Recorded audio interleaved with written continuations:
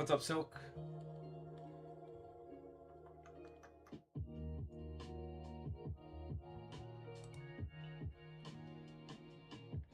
How's it going? How's your weekend?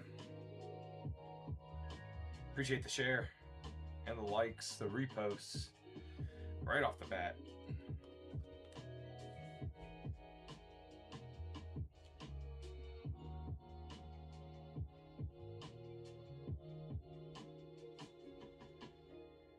What's up, Hunter? What's up, Rothel? What's going on, guys? Oh, appreciate the heart me, Silk.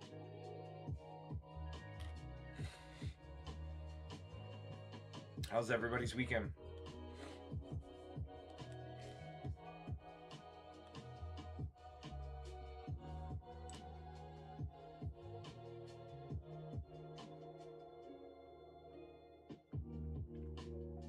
What's up, human user? How we doing? How we doing, guys?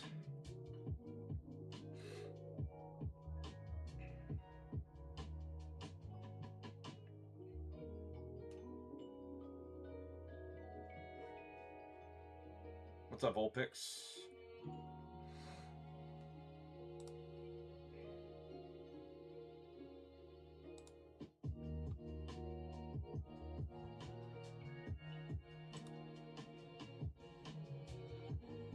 What's going on, Chuko? How we doing, guys?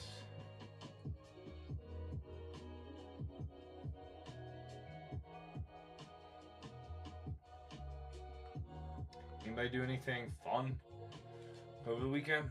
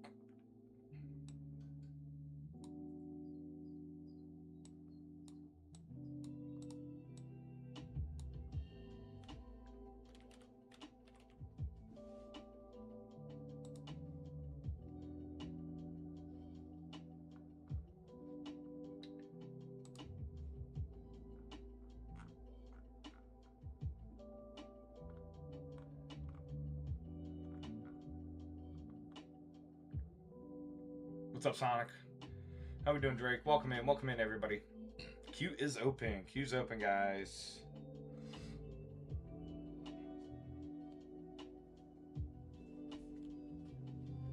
Feel free to hop in if you guys are looking to rip live, or we can send sealed. Right? Anything in the shop can be sent sealed or open on live, and we ship out next business day, guys. So everything that was ordered last week, meaning like Friday, was shipped out, including all the giveaways that we did from Thursday. So we are all caught up, guys. You can be expecting your packages to arrive in the mail shortly. Probably by the end of the week, I imagine.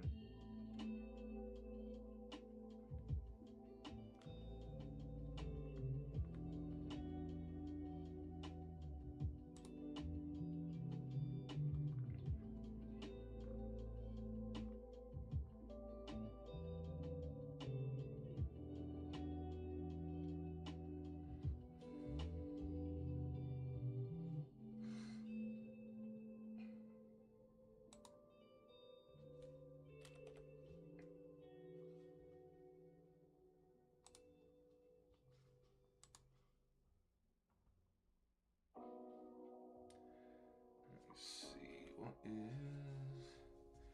Do some quick math.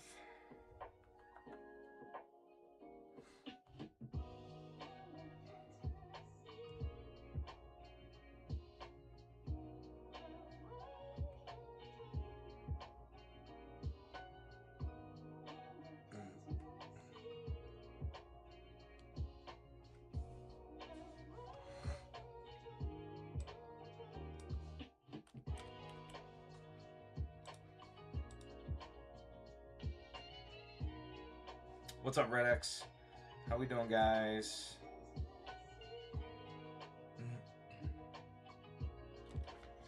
If y'all got any questions, go ahead, throw them in the chat there.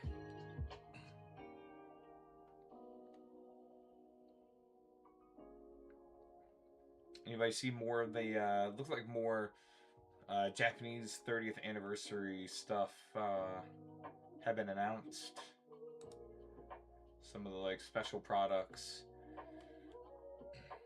It looks like one of the products is going to be like all 3 of the Kanto starters. That specific product would be Japanese exclusive. Those like the same ones that were in the first partner set of the English.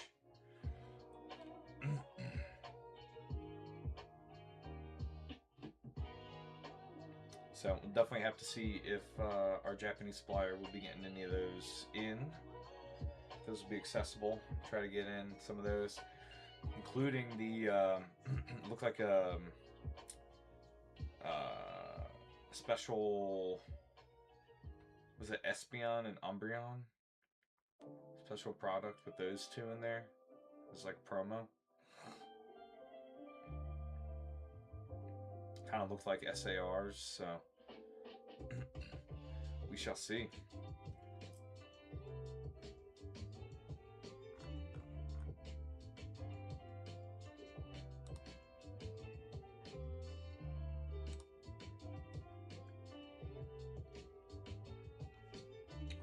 Welcome in, guys.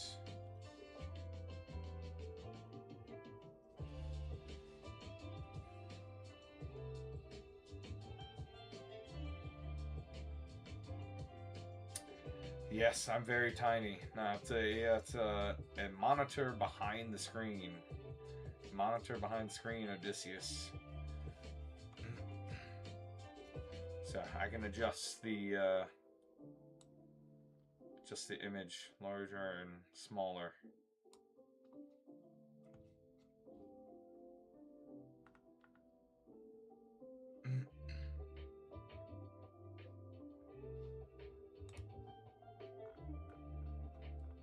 What's up, Heather? Welcome in, Lynn.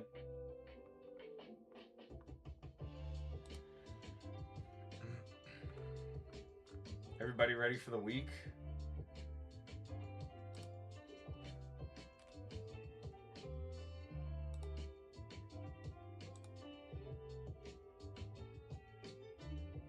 No? Yeah, I feel you. Blinked and the weekend was gone.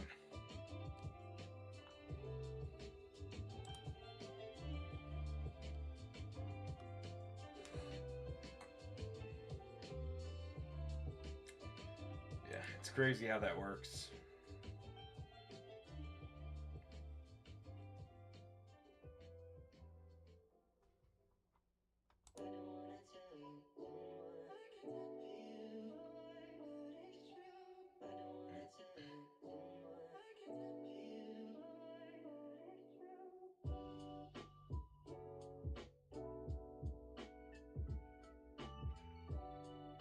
Appreciate the repost, Chugo. Yeah, very quick weekend.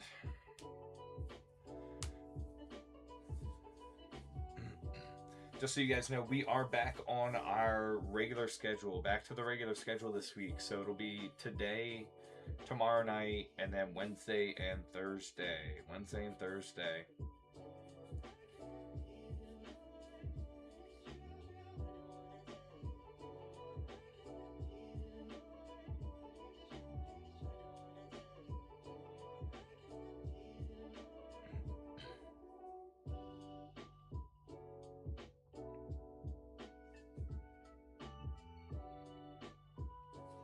Appreciate the likes, guys. You're crushing it. We're almost at 2K already. 2K.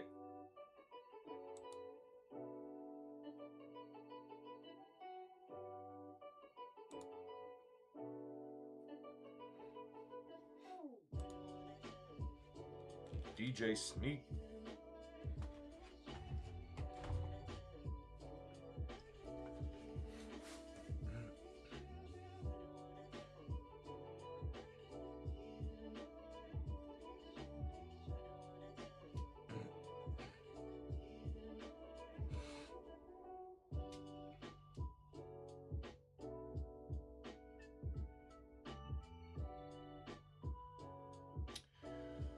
Okay, TikTok live notification. Thank you.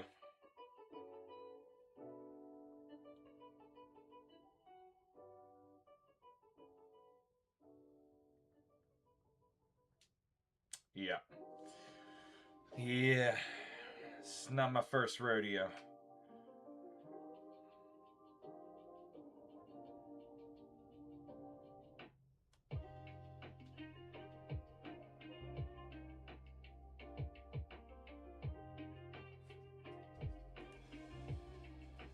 Not falling for that one.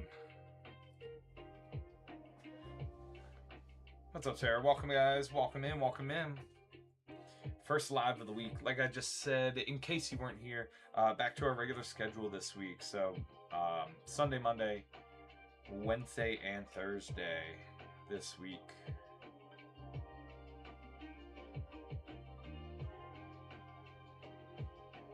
So, if we have anything change, I will for sure let you guys know by posting on our story.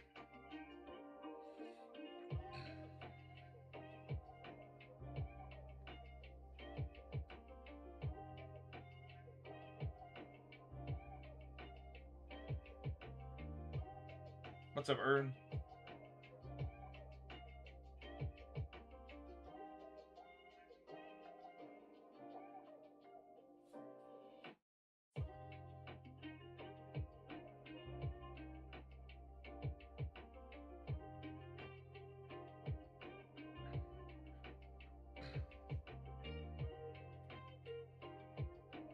Wolf of Odin.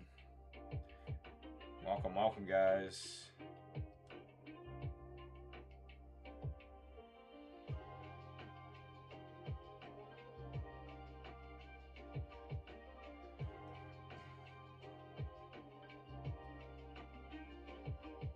Anybody add to their collections or anything over the weekend?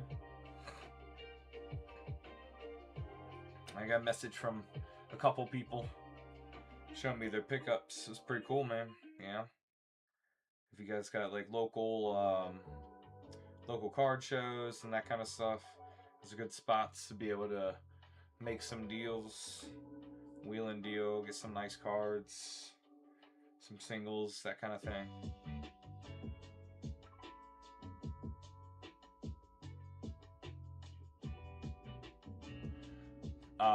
I was just informed as well from my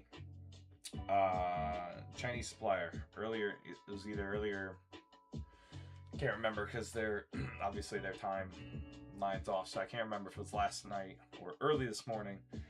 But hey, we got Jay Doozy hopping in.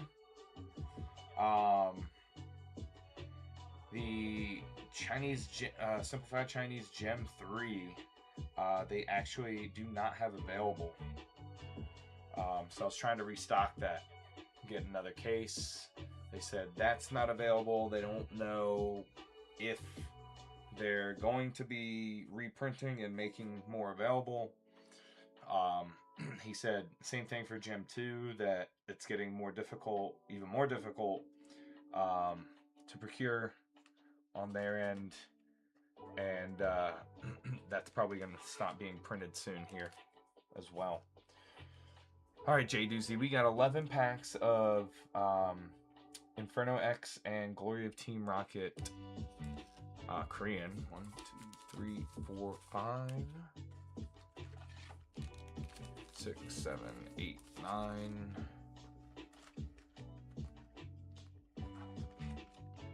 10 and 11. Let's see how many left here.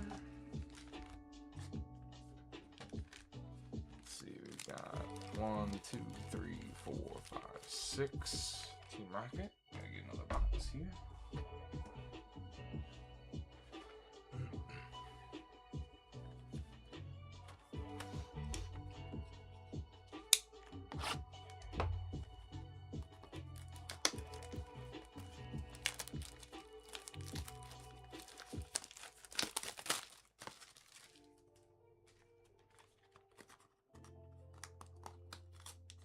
Hey, thank you, Typical.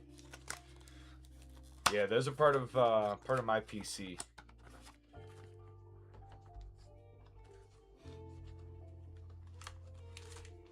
6, right? 1, 2, 3, 4, 5. Let's see here. 1, 2, 3, 4, 5, 6, 7, 8, 9, 10, and 11. All right.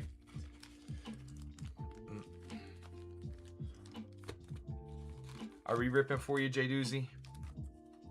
We ripping everything? Let me know.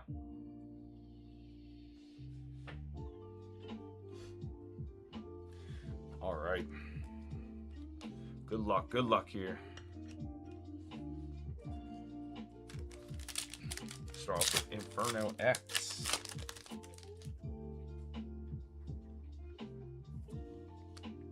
Braven. Piplup. Togedemaru. Whimsicott. Archaludon.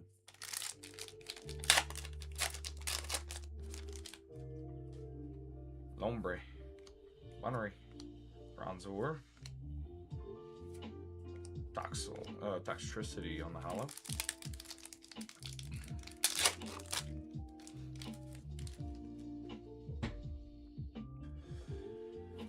Jigglypuff. Bramblin. Darmaka. Tauros. No way! Let's go, J Doozy. Let's go. This is what we're chasing, guys. Let's go.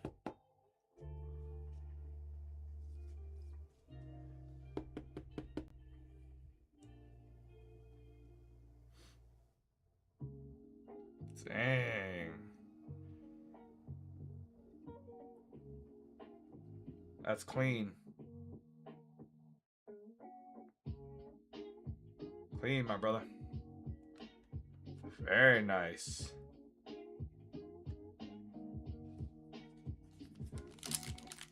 I just thought, I was like, okay, I saw some sparkle. I'm like, all right, we got box hit here. Boom.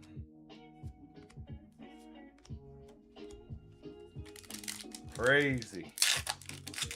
Starting off with a bang. Almy. Charmeleon. Bramblin. Vileplume.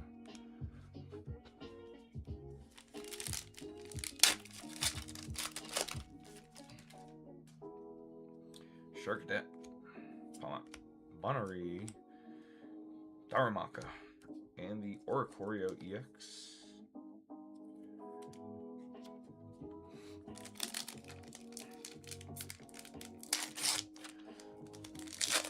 It's crazy to think that that Charizard was just sitting in a box right next to me. Lotad, Carvana, Charmander, Sarilege, Suicune. J Doozy, did you get your package with the Gengar in yet? Strevis, Lombre, Palma, Sacred Charm, Viper.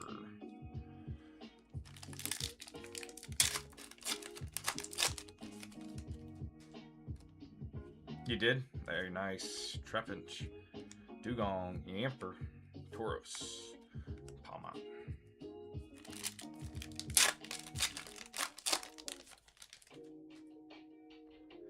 Jiggly, Krookodile, Prinplup, Moltres, and Wigglytuff. Alright, last pack of Inferno X. Bramblin, Darumaka, Zigzagoon, Moltres, and the Ludicolo AR. Nice way to finish on the Inferno X.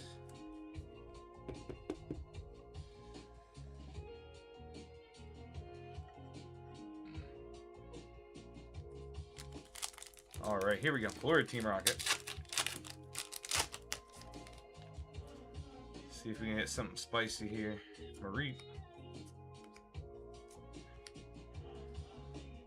Clamperl. Clamperl on the AR.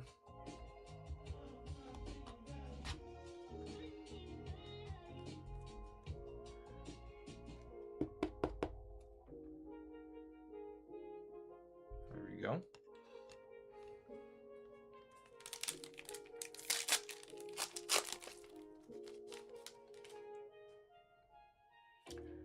Meowth. Fire Chicken.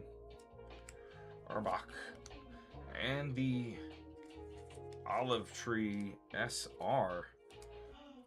And we sniping.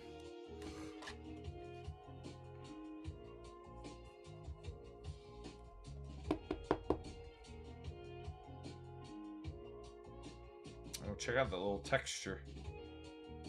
See that? Texture in the background hollow. Very nice.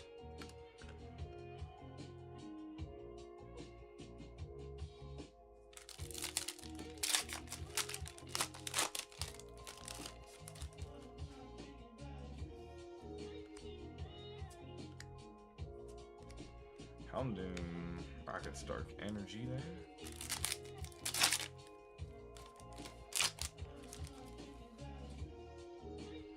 Birdie. Ampharos. Nidoking on the EX.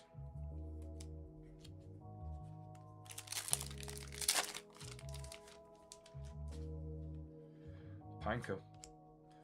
Kangaskhan, Mareep. Probopass, Orbeetle.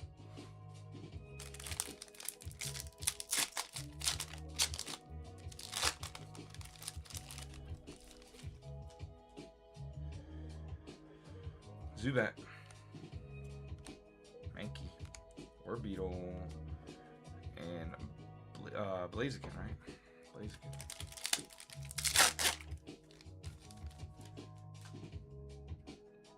Zubat. Pearl.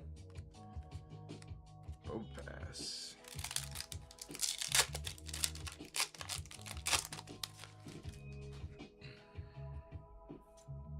Nidorino. Kangaskhan. Growlithe.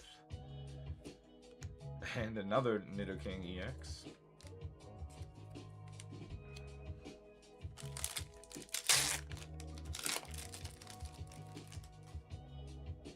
Tarantula. Squawkabilly, Mankey, Fortress, Weezing. A couple more here for you, J Doozy.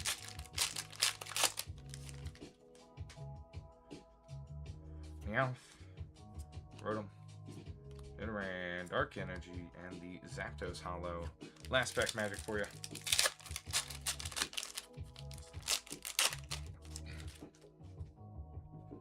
Birdie, Coughing. Ampharos, and the Houndoom. All right. Heck of a way to start off the rips for the night. Our sleeved hits, we got a couple Nidokings, Oricorio EX.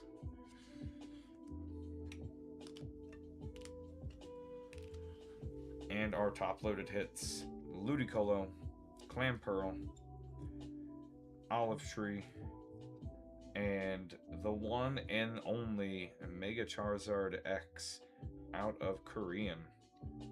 Infinity. Or Inferno X.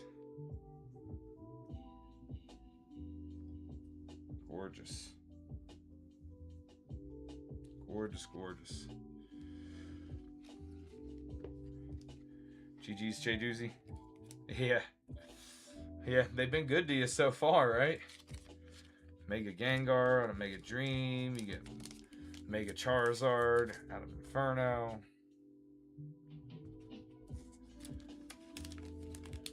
Hey, you know, it's right time, right place.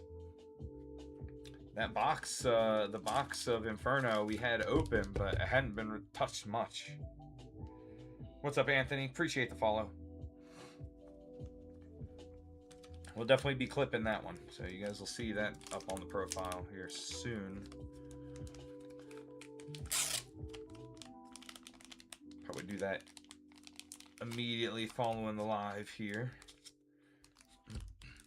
I'll probably clip it tonight, and then you guys should probably see it posted tomorrow. I'll schedule it to be posted in the morning.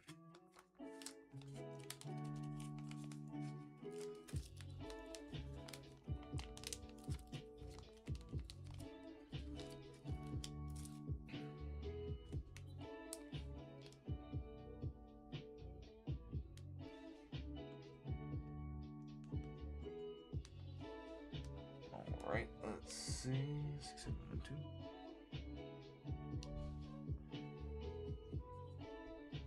There we go. There we go. Appreciate you, Jay Doozy.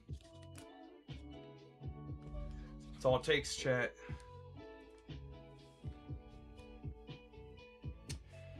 Nah, watching. Yeah, we sold out pretty quickly last week, and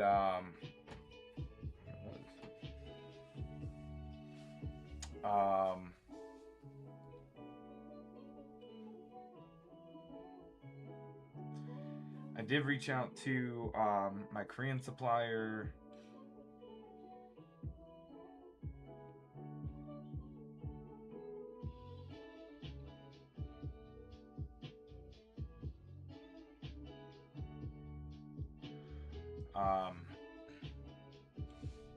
They've been out on business again, so they didn't send me a new price list. I don't know if they have it available or not, or what it's going to look like. So, unfortunately, right now the Korean product is limited. Otherwise, I would have bought, probably would have ordered a whole other case of them.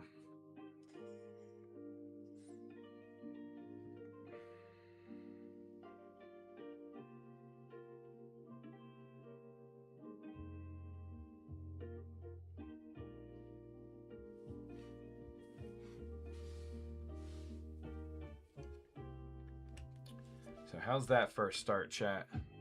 Mega Charizard X out of Inferno.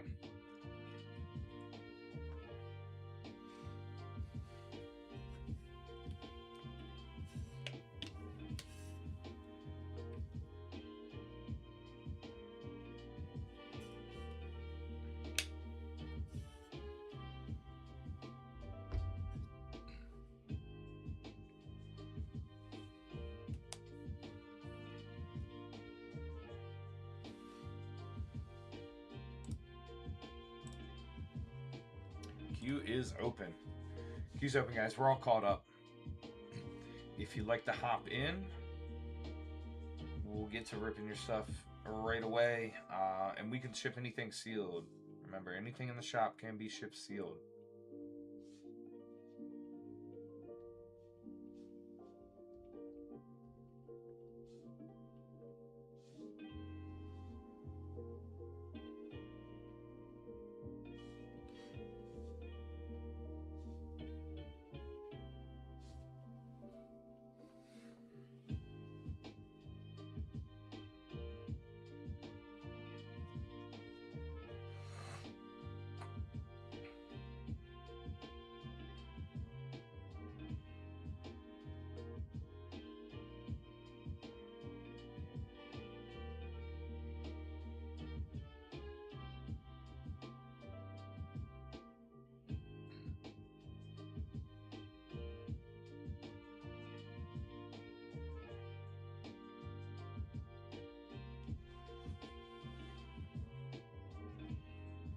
Anybody got something fun going on this week? Anybody going away for vacation or anything soon?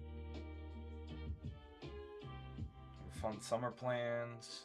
I know it's graduation season, high school, college, all that kind of stuff. All those parties going on.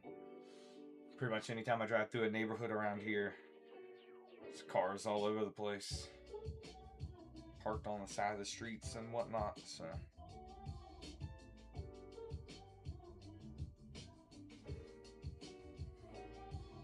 What's up, Zach? Missed it, man. We just pulled the Mega Charizard X out of Inferno for Jay Doozy. Just working. Yeah, I hear you. I hear you. I don't have anything else planned either, so...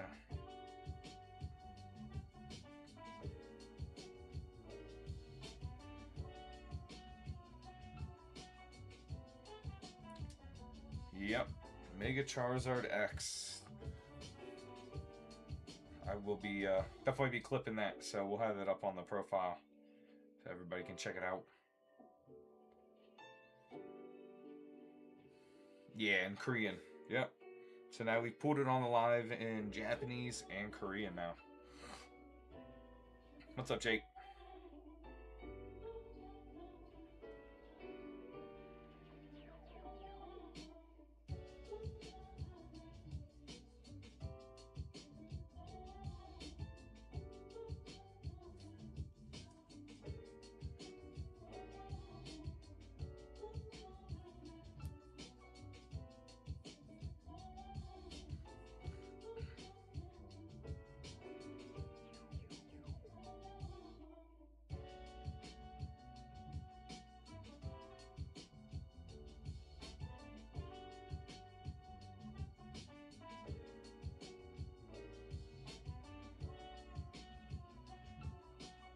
What's up, Ant?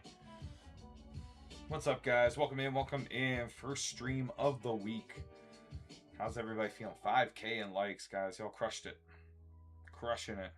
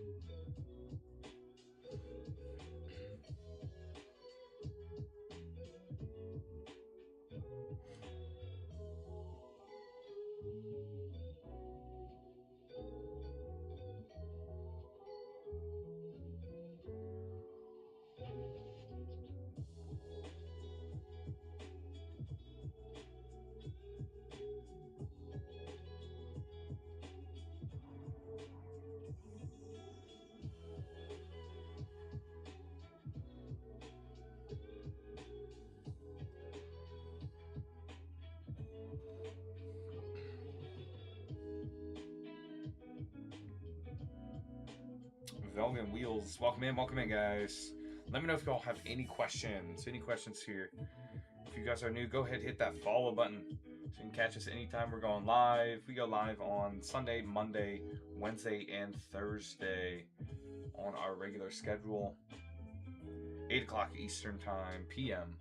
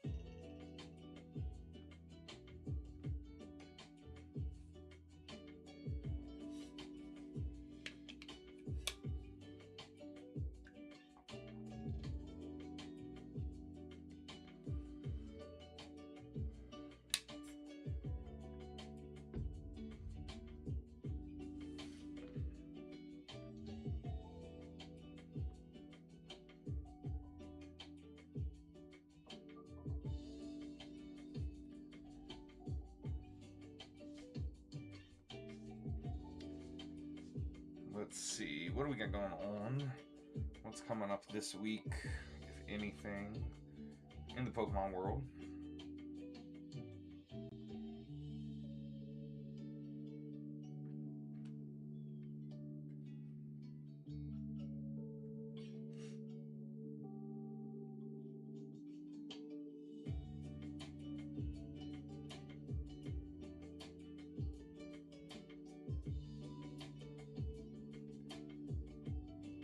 Oh boy. Some comments are filtered.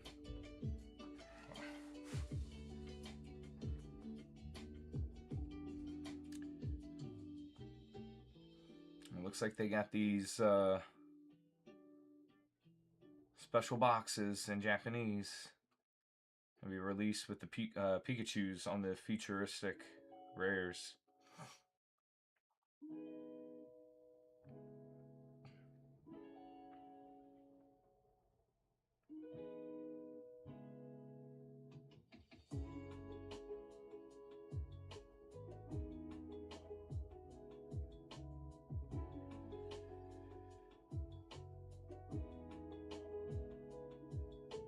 Looks kind of like, sort of like an ETB, or maybe even a UPC type deal with a card holder.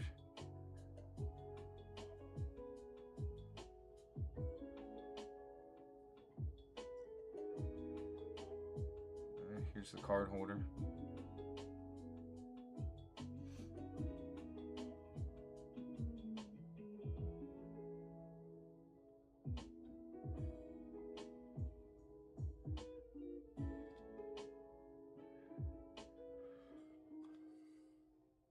So it says that will be released in Japan on September 16th. The two Pikachu futuristic rare promos.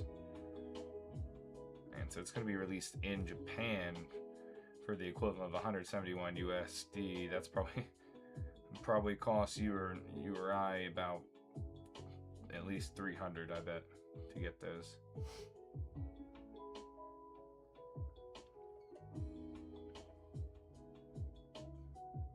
Then we got the box set that has the Umbreon and Espeon with little Eevees.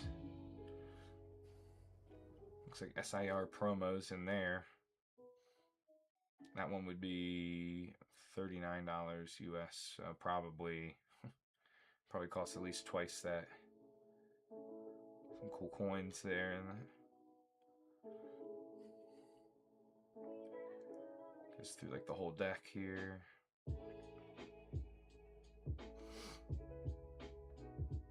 A couple different Eevee versions.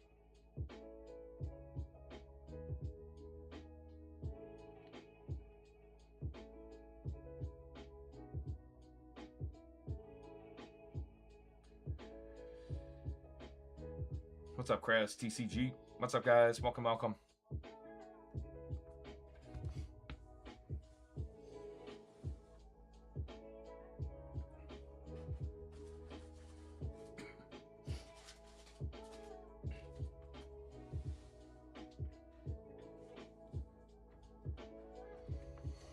It says they have released, looks, I guess Japanese has released all the first starter.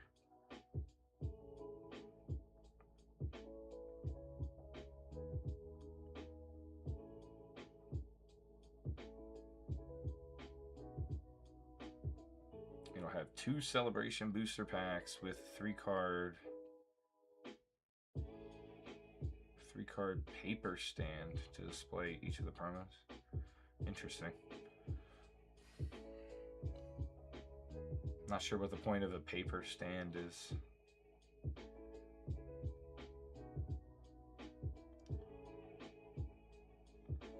So they've released the images of all of them. All the starters.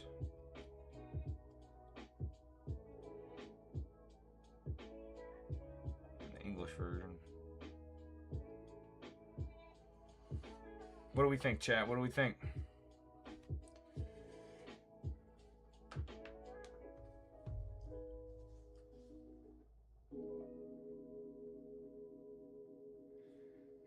How's everybody feel about the 30th anniversary stuff so far? At least what from what's been announced.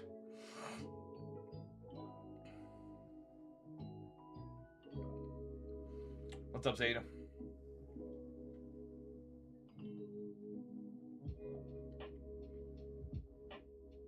Yeah, who spent all day today running errands? Who does on the weekend? So is Saturday for running errands or Sunday? Do we wait till Sunday to do like stuff around the house and run errands?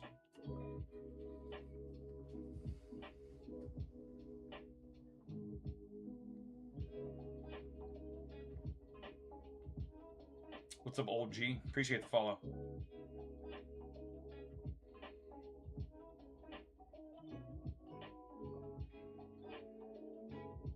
What's up, Hunter?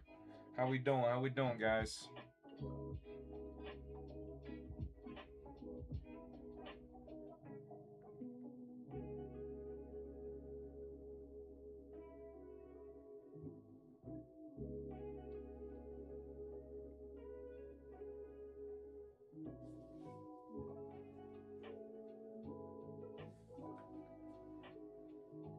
What's up, Gray? Queue's open, guys. Queue's open. Feel free to hop in. Check out the shop there. Anything in there can be either opened on the live or sent sealed.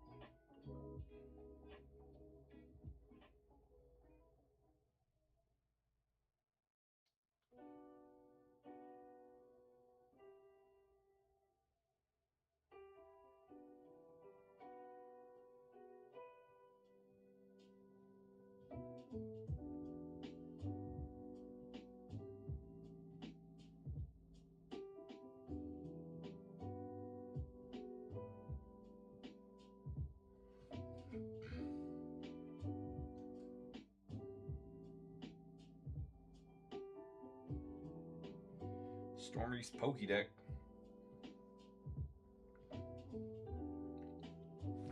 Alright, we got Zach hopping in.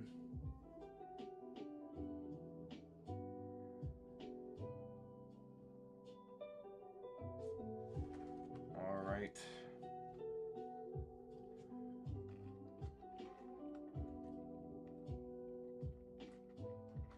Let's see. Alright, we got 3 packs of Inferno.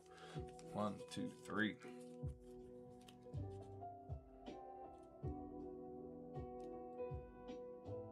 Re-ripping for you, Zach, or sending sealed? Let me know.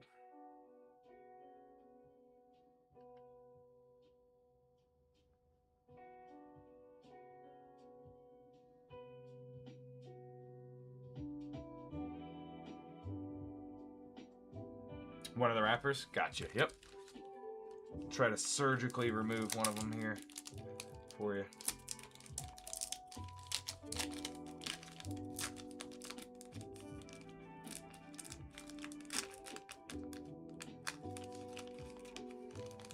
There we go. Save that one there. Alright, we got that seal. Ooh. Avon, Bolton, Low Kicks, Dizzy Valley.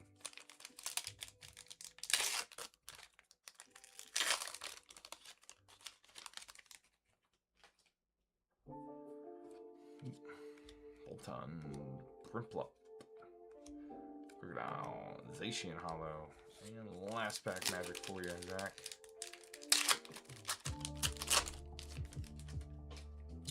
Bronzor, Nimble, Hygar, Dawn, and the Bramblegast. Nothing on those. We'll throw these in there for you. Petron EX, little Matcha on the EX as well.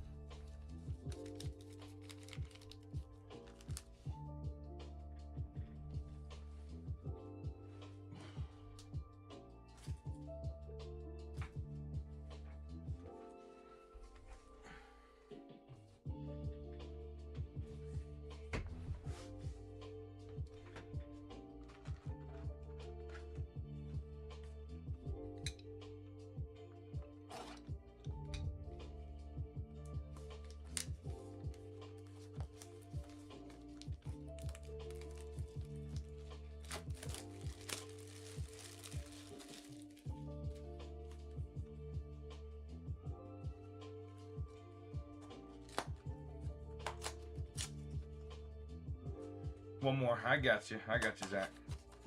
All right.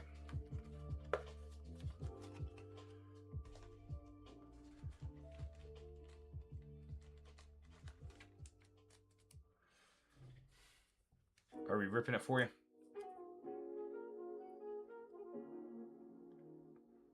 Or would you like it sealed with the other 3? Yep, we are ripping. All right. Good luck. Good luck, brother. Come on, Inferno.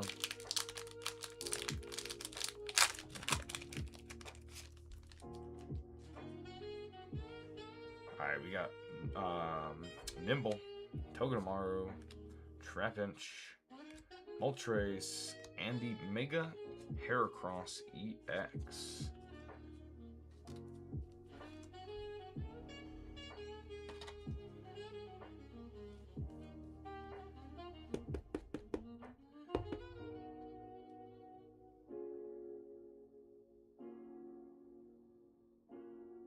Yeah.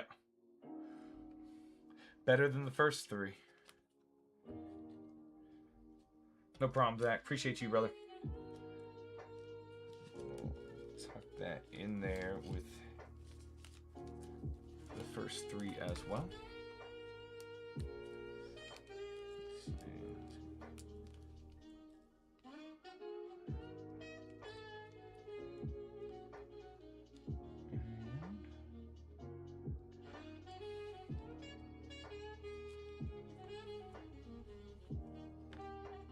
There we go.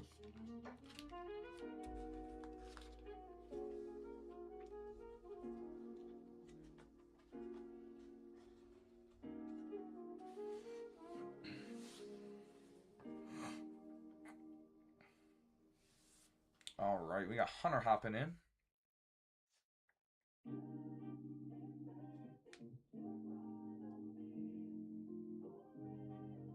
All right, we got 3 packs of Abyss Eye. Gotta open a new box here.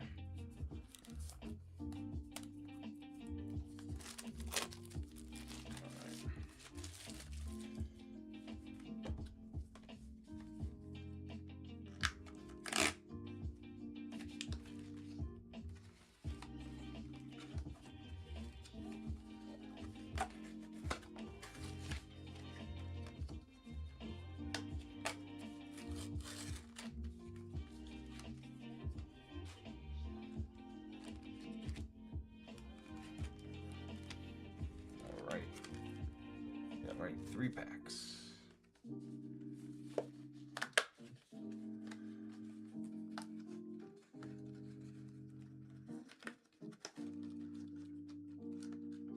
We ripping for you, Hunter.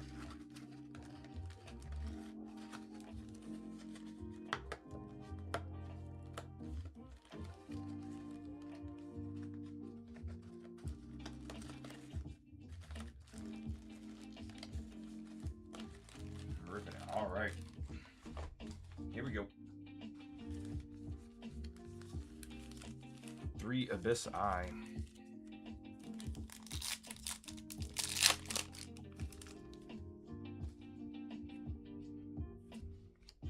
Charge Bug.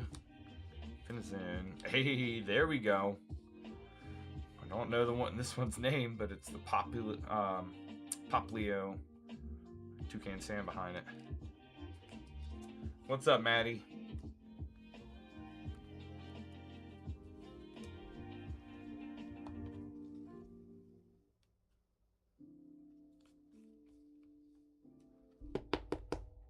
Maddie, we pulled the Mega Charizard X out of Inferno at the beginning of the stream.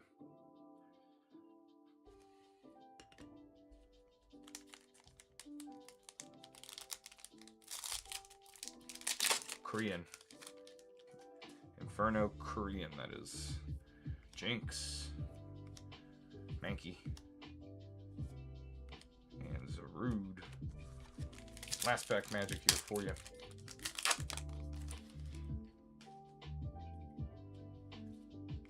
Litwick. Primeape.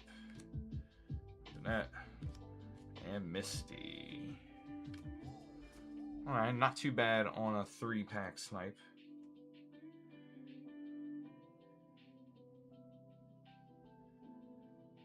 Primarina. Yeah, it's Poplio's, I guess, second evolution. No problem, Hunter. Appreciate you. Nice hit. Nice hit.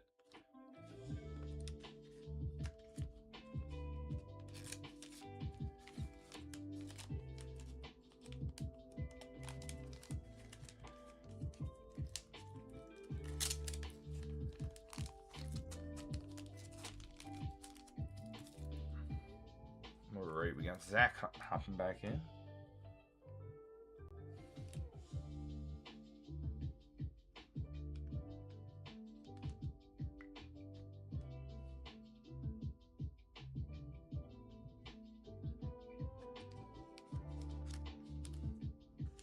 Okay, we'll see, Zach.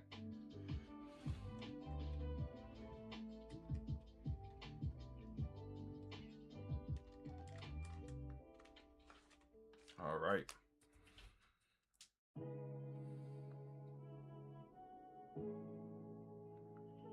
Yeah, I think we got that squared away. Once I figured out like the random keywords that it was blocking. And then since then it seems to have laid off from. Come on. Goodness.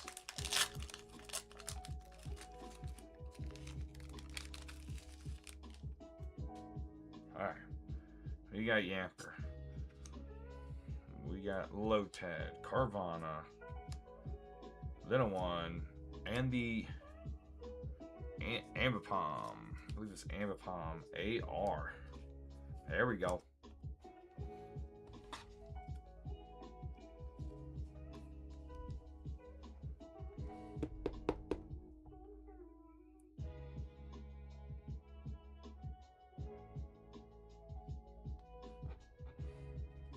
Nice on the 1-pack sniper.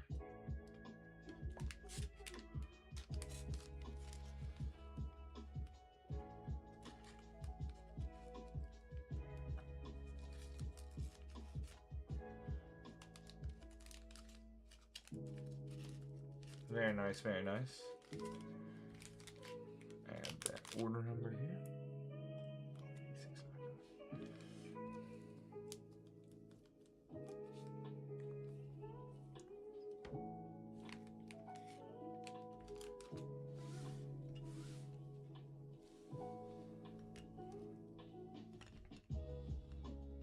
I think some of us bounced out, but what do we guys think about the 30th anniversary stuff so far?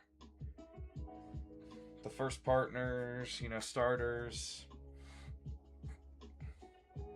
the futuristic rares with the Mewtwo and Mew. They've if you weren't here, I had it pulled up. They have the there's going to be 2 Pikachu futuristic rares. In the Japanese product, it's essentially in like the equivalent of kind of like a UPC. It has both the Pikachu promos in there. And then they have a separate product that has the Espeon and Umbreon 30th anniversary like SIRs as promos in there too. They're like I think it's kind of like a deck box or a dual deck box type thing on that. Don't know if you guys have seen the artwork there, what we think about that. And then I think they're releasing a product for the first partners that essentially is gonna have two of the celebrations packs, and then you get a set of the starters, right, from a particular region. So it looks like Kanto at least is going to be the first one. What's up, Davy Crockett?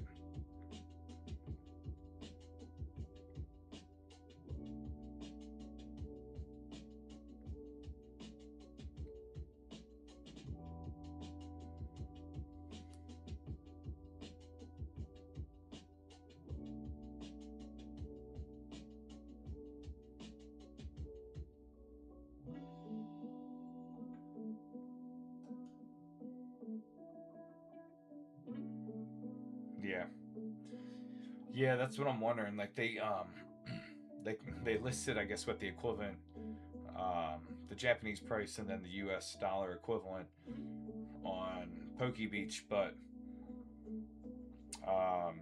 so the Pikachu ones, that product would be 171 in English. The Umbreon and Espeon ones, $40. What's up, Ripworks?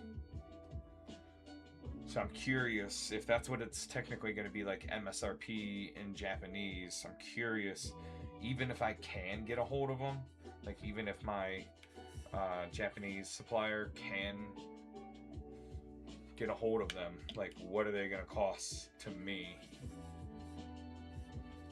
Like how much more. I'm imagining. I would probably guess whatever it is, like probably 2.5 times their MSRP.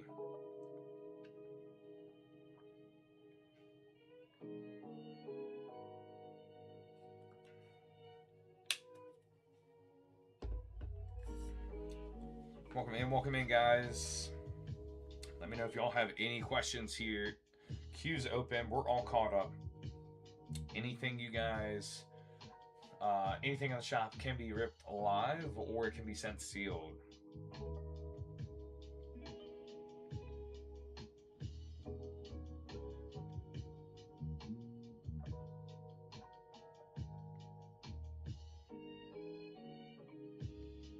And if you guys weren't here earlier on when I had announced, unfortunately, I tried to restock the Gem 3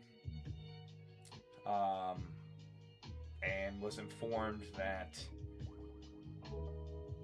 they currently no longer have access to Gem 3, and there's no word on whether more is going to be printed or not. So for the foreseeable future, we will not be able to restock Gem 3. Yep. Yeah, I know. I put the order in, I made the transfer after getting the price quote from him and everything, and then he came back and he was like, got a little bit of problem. It's like there's actually, we're out of the Gem 3 now, and currently do not have any more coming in. So in their words, they said they don't know if they're going to print anymore. So I don't know. I'm assuming it's a wider issue, meaning it's actually like that it's not being reprinted, or it's not continuing to be printed, or at least it's not, more cases aren't being distributed currently, all that kind of stuff. So they said they expect Gem 2 to have the same fate. And if I can stop falling off here. So Gem 2 is probably going to be soon behind it, unfortunately. So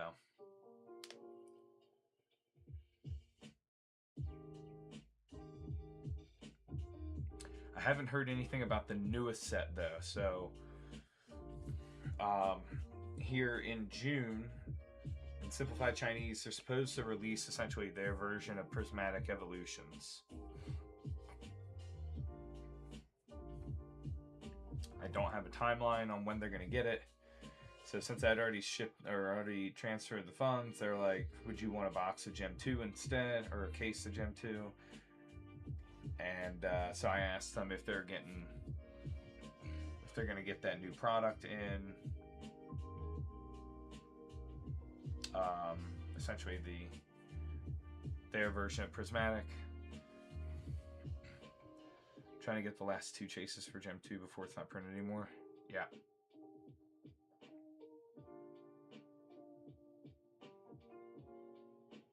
I hear you, Silk.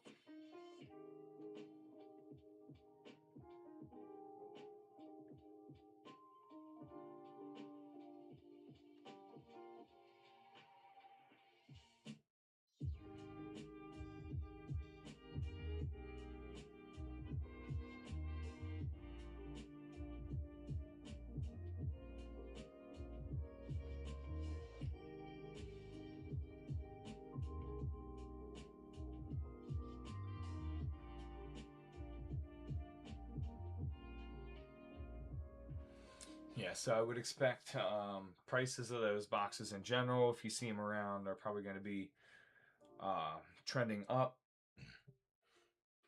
And any of the singles from Gem 3 and Gem 2 will probably continue to go up, and you might even see once other stores are, selling their stock, the remaining stock of Gem 3 and all that, that they probably the the singles will probably jump up quite a bit too.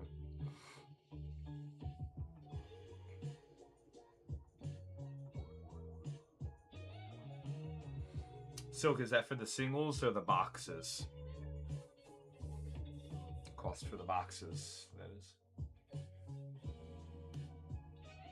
Boxes, gotcha. Talking Gem 2.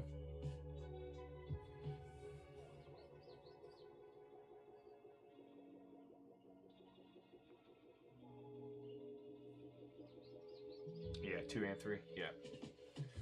Yeah, it makes sense, because at least like how he had it listed, or how my supplier had it listed, was that yeah, they were about the same. Gem 2 and Gem 3 were costing about the same, so that would make sense.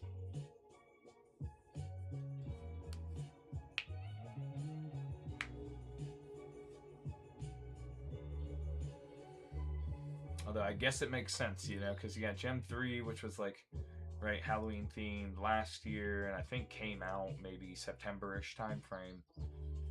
And then here we are, all the way in June already. So we're about 9 months out from the original release date. Can't imagine, you know, and since then they've come out with, you know, Gem 4, Gem 5. Yeah, that Gem 8, yeah. Yeah, that's part of the restock that we were putting in, right? That order. So we were getting Gem 4. I was trying to get a case of Gem 3, and they gave us the news on that. So I'm like, all right, well, you know, try to turn towards, okay, what's going to be the next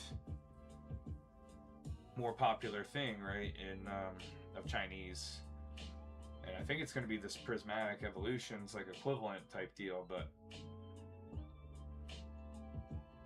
I just don't have any info on it from them yet. You know, we are supposed to get a few boxes of the newest set, the Stellar Crystal. Still waiting to get that in. That's going to have our Gem 5 restock as well. So, at least for the time being, Gem 5 will replace Gem 3. And then we'll get the Gem 4 restock in. Yeah, it's just they have so many new sets, right? So, like, I can't imagine... because my understanding is that the Chinese sets are printed in Japan and then exported to China.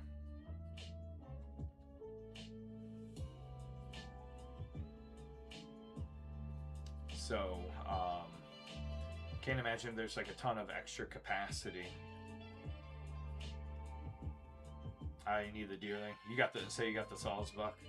We pulled the Deerling actually I think maybe Thursday night. No.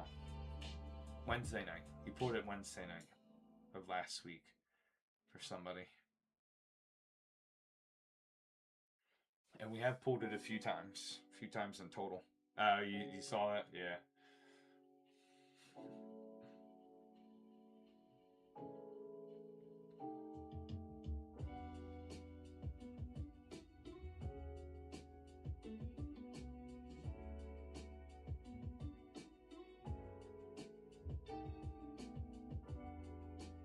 Yeah. Deerling. Hey, I mean, it's still reasonably priced set overall. So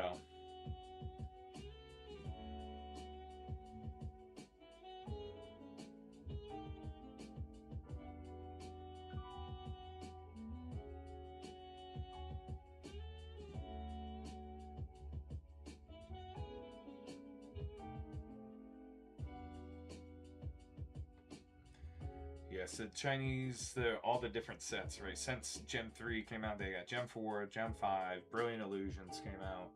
They got the Stellar Crystal set, and then they're on the verge of releasing the, like I said, their version of Prismatic. So I'm not sure if they'll go back and print more Gem 3.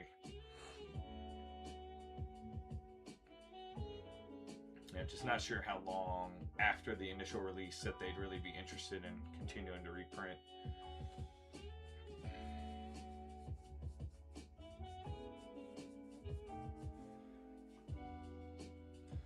Yeah, I hope so too, Silk. I don't know what kind of products they're gonna be. It's gonna be sold in. I don't know if they're gonna do booster boxes or if it's just gonna be certain special products, because I think one of the items is kind of like a special product, meaning it's like it had like a couple packs in it, and then it's like a coin collection thing. So there's like 30 different variation of coins, and then one of them is the like ultra rare like gold coin. So you have that potential, like that chase in there, but then there's 30 variations of the coins in total.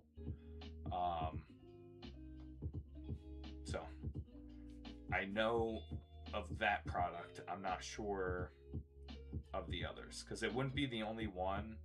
Like you got different versions of like the Chinese 151 stuff that comes in other products other than just like booster boxes. They have a coin one as well, plus you have a chase for gold coins in those.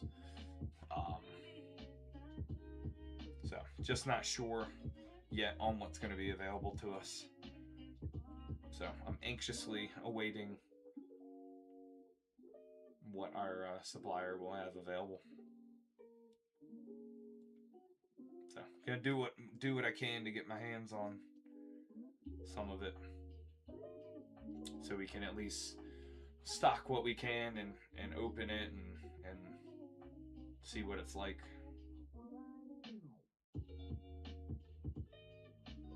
But honestly, I'm I'm leaning towards just trying to get as much of it as I can at the time, whenever it becomes available, if it becomes available, because I just have a feeling it'll still be very popular. There is an exclusive SAR in it, so there's a Sylveon, exclusive Sylveon, that's not released in any other language, Japanese, English, or otherwise. So that's going to be one of the big chases as well, on top of the other Evolution SARs.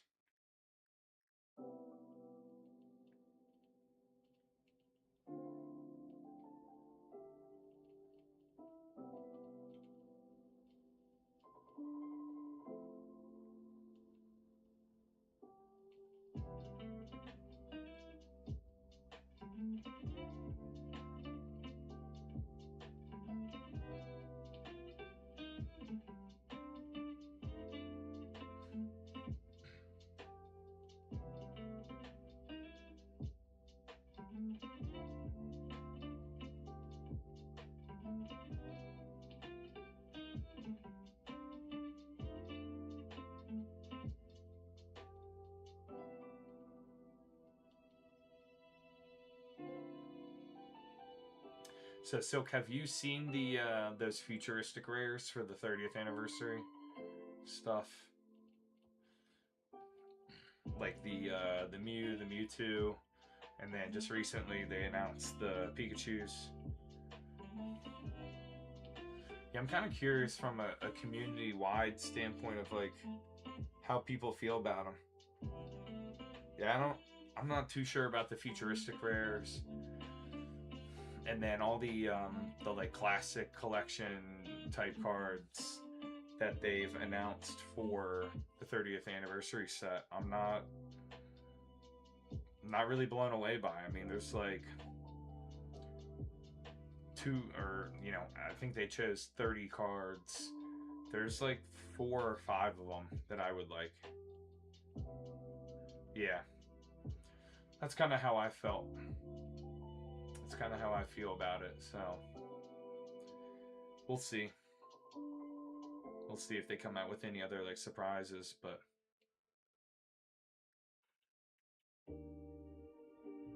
in my opinion, I think they kind of, at least from a collector. What's up, Kiko? Kiko Raven, how we doing?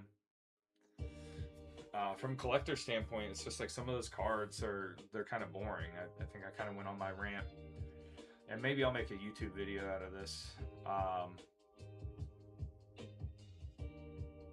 Just sharing my opinion, seeing if I can get some engagement, you know, out there with the community. But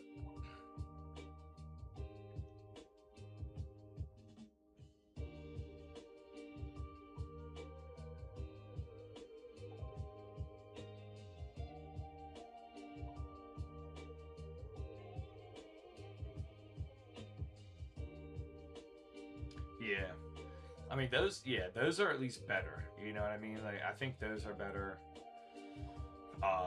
Some of the ones from the classic collection, I get that they are ones that are more notable from a gameplay standpoint or whatever, but I mean, you know, let's be honest. You know, a classic collection or an anniversary collection type thing, those are primarily going to be sought out by collectors.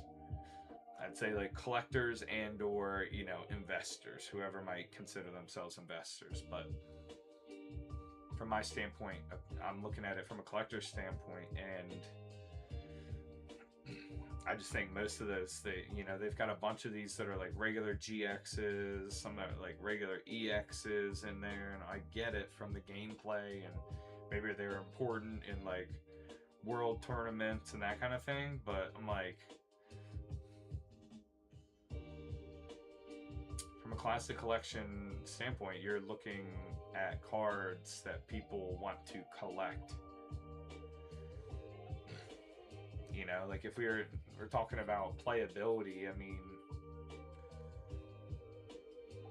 you know, I don't think anybody's gonna look back and the Mew EX out of 151 was one that was really big for its playability. So always maintain value. I mean, you could, for the longest time, I mean, that thing was, even at the cheapest of 151, it was still like $5 for an EX of it, because there were no regular versions of it. Meaning, you know, non-holo or anything else. There weren't any more common versions of it. So you needed at least that EX. So that was really popular, but I don't think anybody's going to be asking for that to be put in to a collection anniversary set down the line. Like the card's not anything special really to look at. So I don't know. That's my opinion, and also from the standpoint that those Celebration collection, like those are not playable cards. So like I get, you know, kind of doing a tribute to those cards that were great for gameplay. Like you can't implement them in gameplay now. The anniversary cards are not playable. They're not legal for tournament play.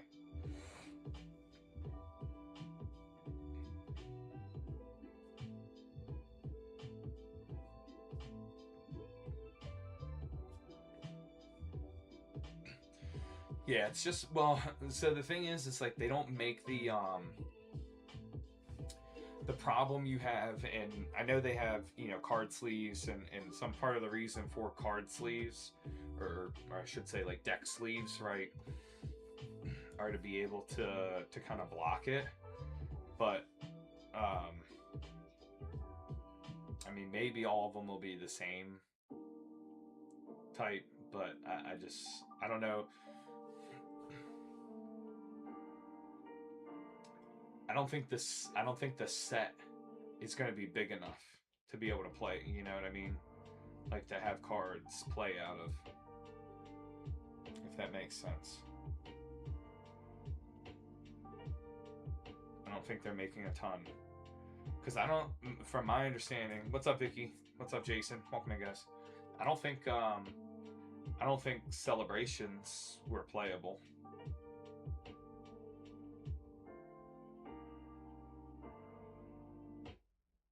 So I could be wrong about that. I could be wrong. But as far as I know, anytime they did like this a specialty type deal or stamps and all that, you couldn't play. They weren't playable.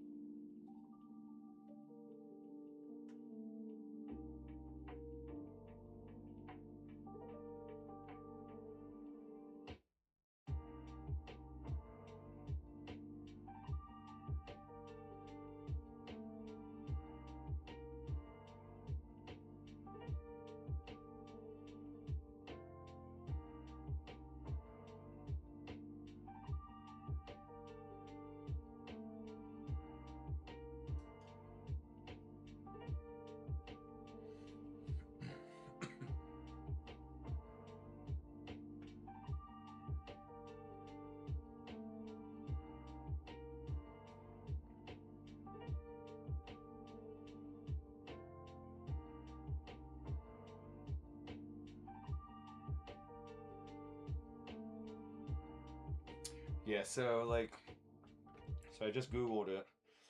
It said like the regular cards from like the main celebration set, the regular cards, not the classic collection part. So like, Rocket Zapdos, all those kind of thing.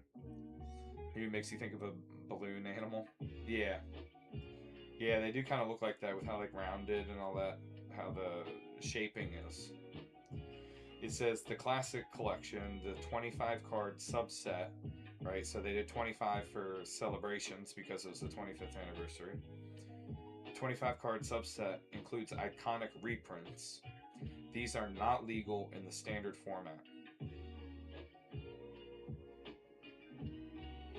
So in the standard format, they're not legal. It says, however, they are legal in the expanded format to the same extent that the original historic versions of those cards are permitted.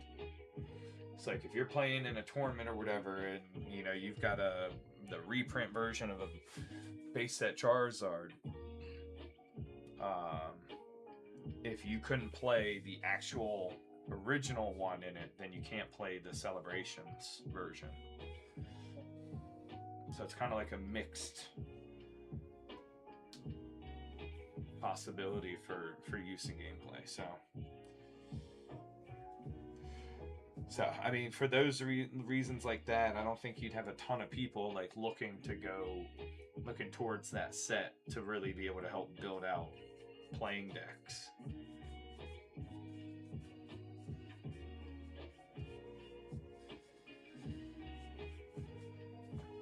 I don't know. Maybe I'm too biased from a collector standpoint, and I just don't think they're the coolest cards. So I think they kind of wasted.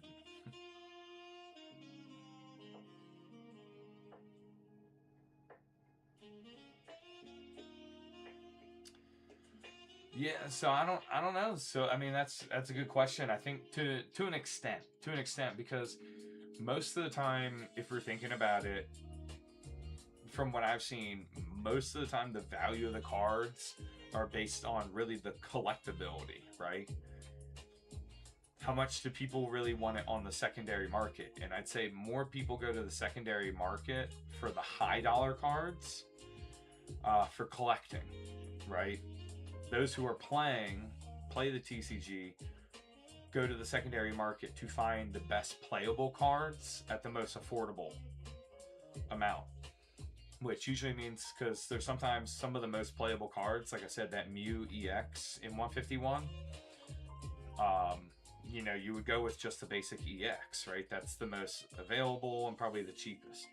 But the full art and the gold version are exactly the same from a gameplay dynamic, in terms of the attacks and all that kind of stuff. It's going to be the exact same. It's just a variation of the design of the card and the artwork.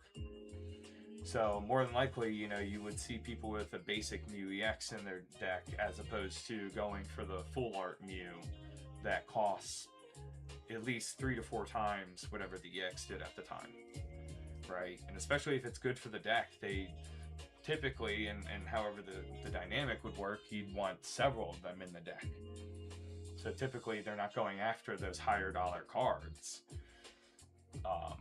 So there wouldn't be really any demand from that. So I don't know that the playability of cards messes with the higher dollar SIRs, full arts, really. It's really the it's the common and uncommon cards, the non-hollows and that kind of stuff that are really playable, that it impacts the dollar amount. And even then, it's not much. It's like, okay, most cards you could get for 25 cents, right? If it's a semi-decent playable card, it's like 25 cents.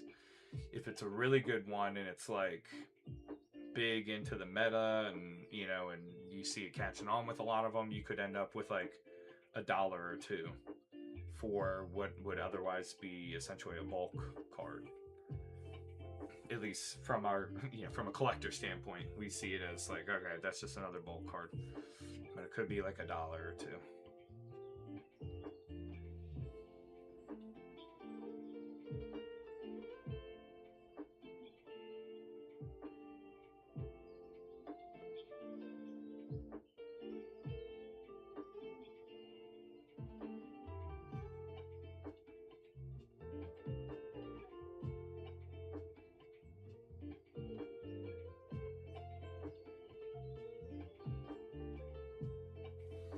Welcome in, guys. Welcome.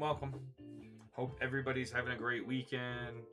Hope we're coming to a relaxing end of the weekend, getting ready for the next week ahead here.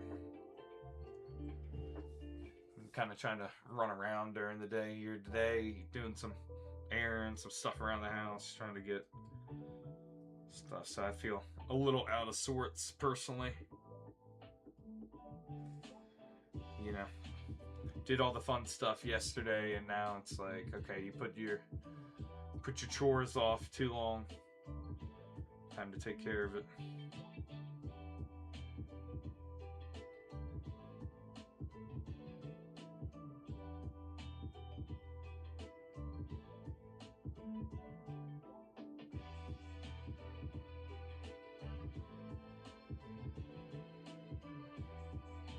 Yeah.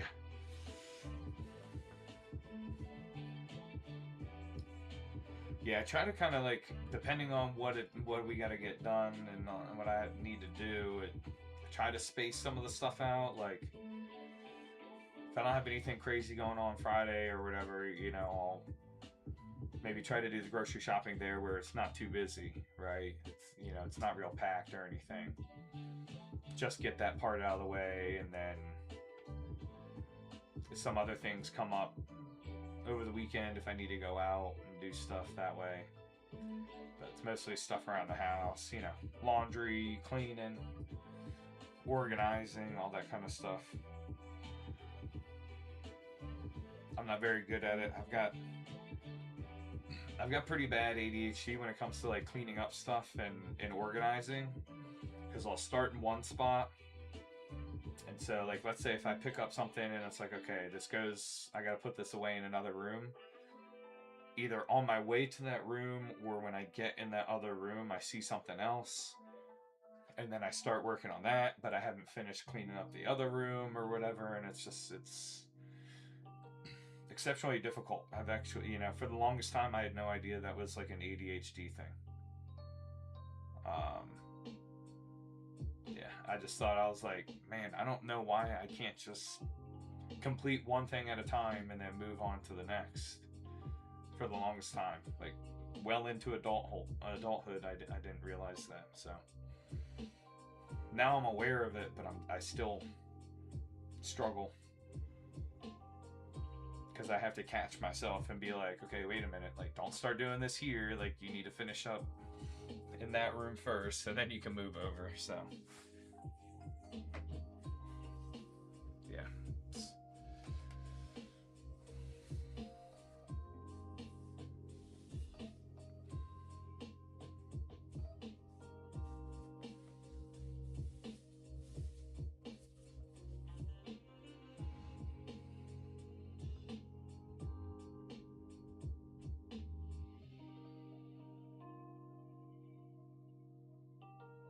What's up, Tony? Welcome in, guys. Feel free to throw any questions you have in the chat, guys. We've got Inferno X, Gloria Team Rocket in Korean, Brilliant Illusions, Gem 2, and Simplified Chinese. I think that's what we got in stock right now. Then we got Ninja Spinner, Nihil Zero,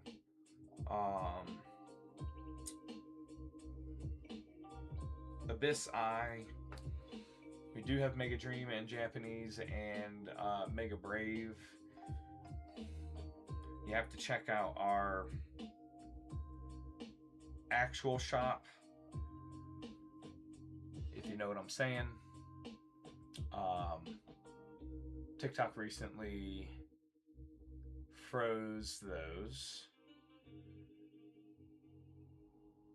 You know, the random AI stuff is getting on my nerves, right? They like program these things to check and then they give me a violation and freeze the product saying, oh, this product in your shop may be counterfeit. And I'm like, it is not.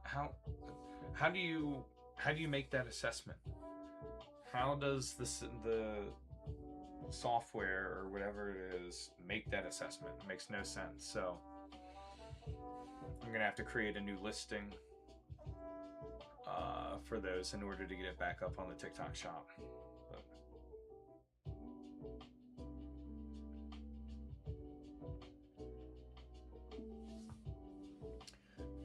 you know, I have the ability to appeal it, but when you try to appeal, you have to then gather a bunch of stuff, submit it, then typically they reject it at least one time. Then I'd have to like do something, you know, tweak whatever I submitted, and it doesn't give very clear guidelines on why it denied your appeal. So then you're like, okay, you got to take another shot in the dark. So it just makes more sense for me to probably delete the listing and then just make a new one. Yeah, I mean, they gave me the first explanation was that, oh, it appears that this product might be counterfeit, and I'm like, the image that you're going off of is that it's a stock image, right? So I'm not sure how it's making that assessment. And it doesn't make sense because I've had Japanese Mega Dream in the shop before. So all I did was update the inventory. Updated the inventory and the price for the listing, and then all of a sudden it flags it this time. Whereas I had it as an active listing for Japanese Mega Dream for like 4.5 months and never had an issue. Then all of a sudden it flags it. So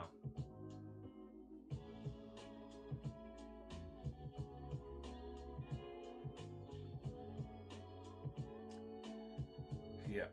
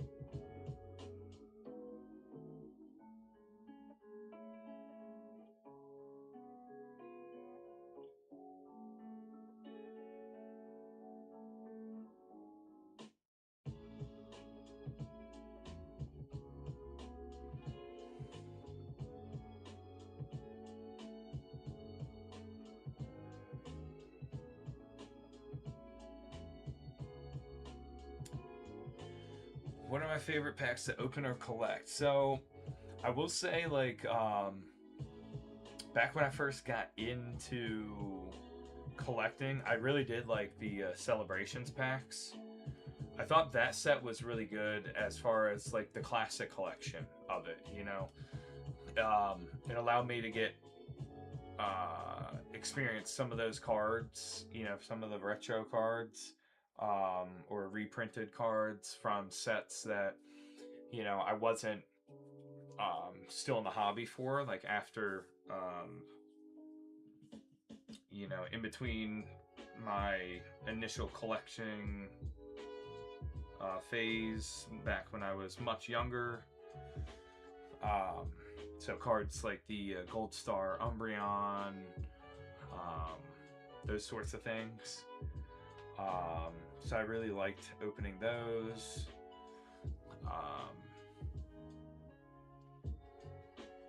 From a collecting standpoint, I liked Crown Zenith, but my actual favorite was really the V-Star Universe, the Japanese version of Crown Zenith. That was my favorite. Because that was a guaranteed SAR, guaranteed Pokemon SAR, and I liked the silver borders better. That was before in Sword and Shield era. So the English cards in Crown Zenith had the yellow borders. And I think there's something different about the yellow borders ever since Pokemon no longer used Wizards of the Coast, right? Once it switched and Pokemon was doing their own printing, there's something, I don't know if it's the color, the exact shade of the yellow or whatever, but I really don't like the yellow bordered cards after Wizards of the Coast. And the Japanese version, so the V-Star Universe, has like the silver / gray outlines on the cards. So those art rares, I think, look so much better than the like trainer galleries in Crown Zenith. Crown Zenith was really good from a pull rate for English, though, so that's one reason why I liked opening those.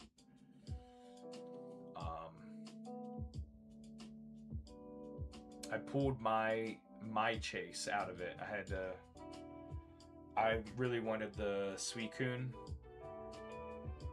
Galarian Gallery out of it, so in the same mini tin collection, like I was buying those by like the case of them, so there's I think like 10 tins in each one, when it was still decently priced. And in the same tin collection, I pulled the Suicune, and then I ended up pulling the Giratina V-Star. So yeah, the illustrations are nice. So like in that one, so for Crown Zenith, right, you had the you had the tins where it was the legendary birds, but it was the Galarian versions of them. So the Articuno, the Zapdos, and the Moltres. So those weren't promos in Japanese, so you could actually pull those in the V-Star Universe. And I thought they looked even better in the Japanese set. So I like that. In the Japanese set, so I'm a huge Mewtwo fan, and I pulled the Mewtwo V-Star Galarian Gallery in Japanese. I had to buy it in English. I never ended up pulling it. So for my collection, I just bought the single in English. And then I did pull one of the Charizards. I pulled the Sleepy Charizard out of V-Star Universe. So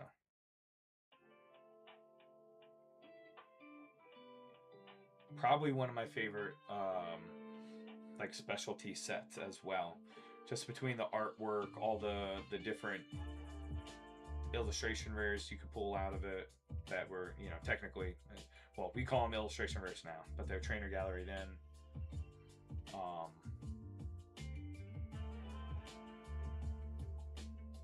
I think that would be my number one. What about you? What about you, Silk? What's up, Braden? How we doing? What packs do you like to rip? I mean, obviously, if I could and money was no issue, I would, you know, vintage Wizards, any Wizards of the Coast ones, I would love to rip. But they're insanely expensive, so.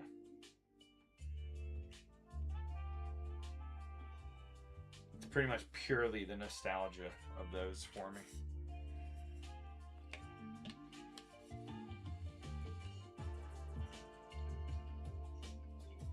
What's up, Damien?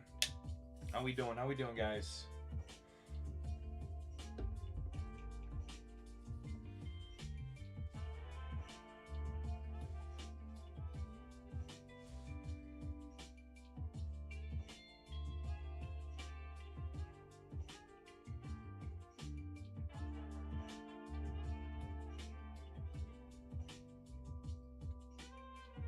Do the hobby, which is great. Yeah, with how collecting's going right now. Yep, I hear you. I hear you. It's crazy. I mean, excuse me.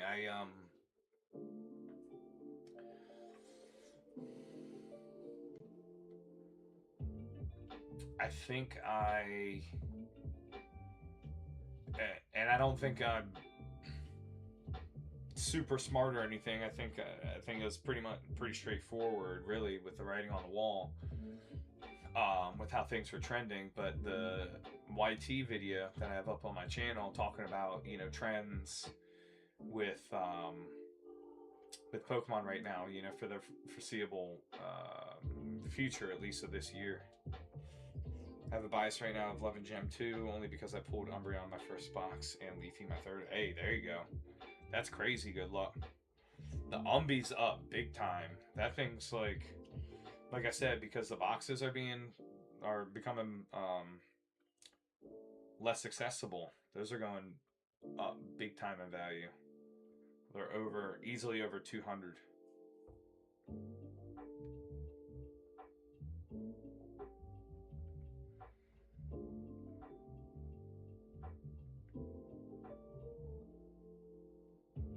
Yeah.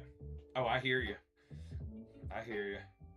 It's nice. I mean, I guess it's, you know, different, you know, collection wise. I don't, for the stuff I like, right? You don't necessarily care what it's worth. Like, you could have a collection if it's the cards you really think are cool and whatever, and it was only worth like $50. You know, as a collector, you're like, cool. I mean, the value of it has no bearing on whether I enjoy my collection or not. It's a little bit nice to know that you do have some stuff that's valuable, though, I think. Like, for me, some of the cards, there's some that, you know, not terribly valuable, but you're like, I mean, I just love the artwork of that one, so.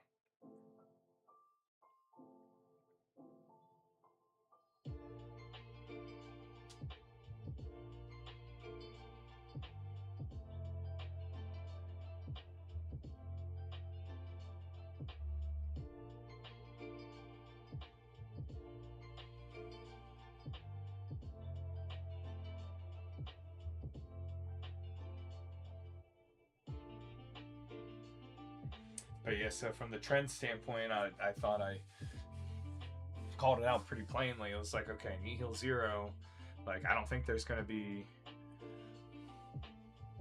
you know, people would ask me, it's like, do you think there's going to be a dip or anything? Figuring out how I want to organize a binder. Yeah, that's another part of the fun, right? Figuring out how you want to display things and all that kind of stuff. But yeah, I think Nihil or Nullifying or Unikasu, whatever you call it. It's interesting that there's so many different variations. But anyway, I mean, I think that was going to be the equivalent of your dip. There wasn't going to be, this year, I don't foresee any type of dip or drop, or especially not a crash. Like, there's too many things currently that are just hyped up with the Mega stuff. You know, and so far, you know, that's right. It's correct. My um, assumption of how things were gonna go. Nihil was kind of slow, and then I was like, I think Ninja Spinner will be priced higher, right? I think Mega Greninja is gonna have a bigger pool than the top chase of Nihil. And then I thought Abyss Eye, you know, when it was rumored that a Darkrai, Mega Darkrai 1 was going to be the focal point, that one was going to be definitely more expensive than Ninja Spinner. And then, you know, they've released, what's it, Emerald, like Emerald Storm. It's going to have Mega Rayquaza, so, like, you know that's going to do even better than Mega Darkrai. You know, Rayquaza's always been a big one.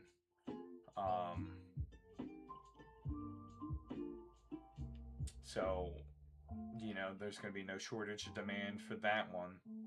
I'm like, and then after that, you've got the 30th anniversary collection set. So now that one, you know, I was making my prediction before seeing what the cards were going to be in that set. Now that they've released like the classic collection, I think there'll still be a lot of demand because you still have like the base set Charizard reprint in there. You've got the Crystal Lugia. I mean, you've got a lot of the other really nice cards. You know, the Pikachu, Zekrom tag team. So you got things that people will still absolutely want to chase. Yeah, that's compared to I don't. Yeah, like I said, now that they've released that, I don't know that it's going to be that much bigger than like Emerald Storm. I think purely based on hype, that it will be. You know, the futuristic rares, again, I don't know. I think they missed the mark on them. Now, like, don't get me wrong, would I like to have the Mewtwo in it? Sure, but that's because I'm a Mewtwo collector. I mean, there's some cards of his that I think, or some cards of Mewtwo that I think look ridiculous. But I'm like, I still collect Mewtwo, so part of it is just collecting as many Mewtwo's as I can that are reasonable.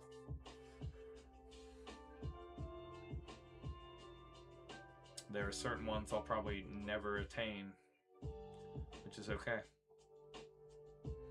Like, I think there's a Gold Star Mewtwo out there. Like, unless I become rich, unless I become very wealthy, like, I'm not gonna, you know, even for like a raw version of it that's not in great shape is like thousands of dollars. I'm not doing that. Yeah. I mean, and that's the thing.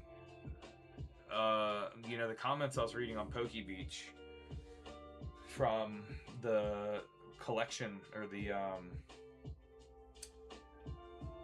classic collection piece of the 30th anniversary, is a lot of them were positive about it. They're like, yes, oh, happy to see, you know, they put this one in there, you know, this one's cool, I like that, blah blah blah. But I'm like, as an overall collection in total, like, I think Celebrations absolutely blows it out of the water comparatively. I think those cards are so much better. You know, you got the original big three from base set. You know, you got Rocket Zapdos, Dark Gyarados, Gold Star Umbreon. You know, you got those full arts, Reshiram and Zekrom, that were sick.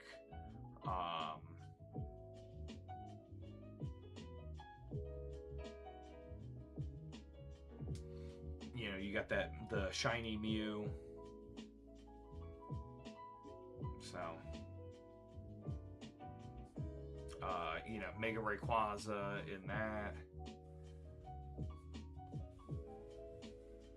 I'm sure I'm missing a couple others that were good.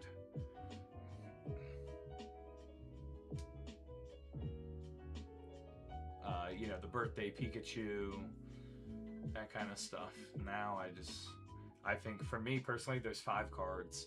There's the Charizard, the Crystal Lugia,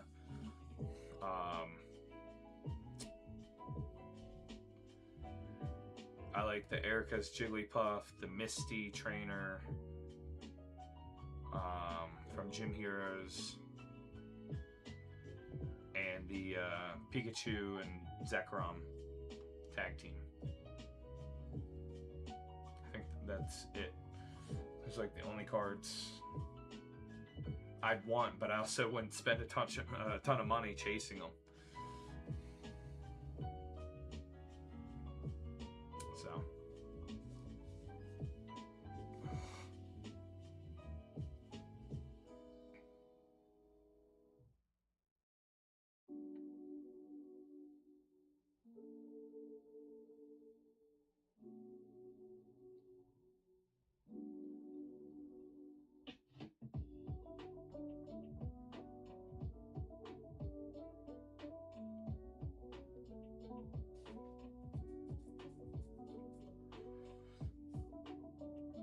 Welcome in, guys. We'll probably be live for like maybe around 15 more minutes or so here.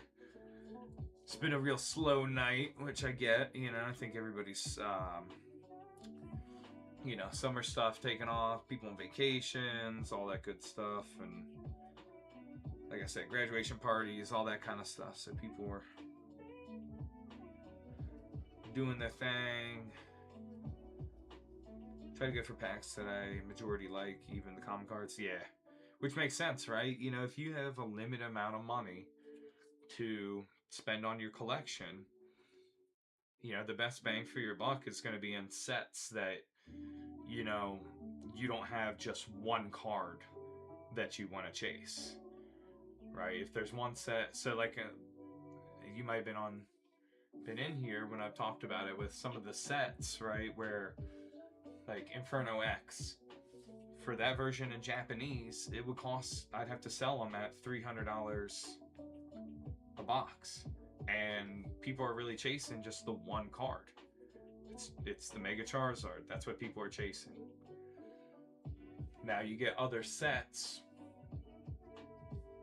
where, you know, a lot of people like the IRs and maybe even some of the secondary SARs and a couple of the full arts and that kind of thing. Like, in Inferno, I just don't, you know, besides maybe the Mega Charizard full art, the secret rare, and the Mega Charizard SAR, there's not a ton of people like chasing stuff. Yeah, easily dropping 300 is insane for one card chase. Exactly. Exactly. So why not choose another set that has something like, let's say, like Mega Dream, right? Instead of doing that, you go and just comparing for comparison's sake here, maybe you go with the Mega Dream instead, which is like half the price of an Inferno box, right? Both in Japanese. And at least in that, you know, you've got Mega Gengar, you've got a bunch of these other SARs. For me personally, like Mega Gengar, you got Mega Dragonite, you got Mewtwo, and Zoroark's a pretty cool SAR. Steven's Metagross is a pretty cool one. Like, if I pulled that out of the box, like, I wouldn't be upset with it. But, like, if I paid $300 for a box of Inferno X, and I pulled an SAR, but it was just the Rotom, which is probably worth maybe, like, $50, $60, I'd be very disappointed still. You know? But even if I hit, like, even if I went in a box and I got the Mega Dragonite or the Mega Gengar Mega Attack rares, and I got, like, you know, the Psyduck or the Dugtrio ARs, so that kind of thing, like, I would be pretty happy with that box, even if I didn't pull the number one chase. Can't say that for every set.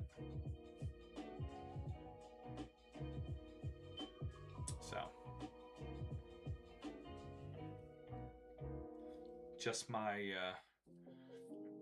perspective on it. You know, there's some of these sets have a lot of good artwork across the board, and then some of them have like 1 or 2 cards that you're chasing. I think Ninja Spinner has a lot of good art rares, and especially since you get 3 art rares per box, you know, then you have a better chance of getting some good artwork, stuff that you'd like to have in your collection. Maybe it's not as valuable because you are guaranteed 3 art rares in every box, but I think across the board their ARs are better. Better than like Inferno. I think Mega Evolution's really overlooked too, like the English set. I think that has a lot of good potential pulls. I think their SARs across the board, you know, you've got Acerolas Mischief, that's a really cool one for even just a trainer card. You got Mega Gardevoir, you got Mega Lucario, you got the cards up on the stands there, Mega Latias, Mega Venusaur, Mega Kangaskhan, Mega Absol. You know, there's easily 7 cards there that I would be happy with getting. Easily. And it had 2 gold cards in it. You know, you got the Mega Lucario gold and Gardevoir, like, which I'd be cool with either of them. And I do have the gold Mega Lucario, but I wouldn't have been chasing that in particular. I would like the SAR more, to be honest. Maybe I need to look at that in Japanese to see, because the Mega Lucario battling Mega Venusaur is a pretty sick artwork, in my opinion. And we pulled that 2 times in English.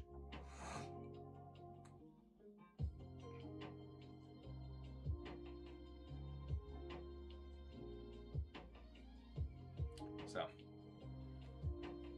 just my opinion. You know, some, of course, there's going to be some sets that are better than others. That's just how the hobby works.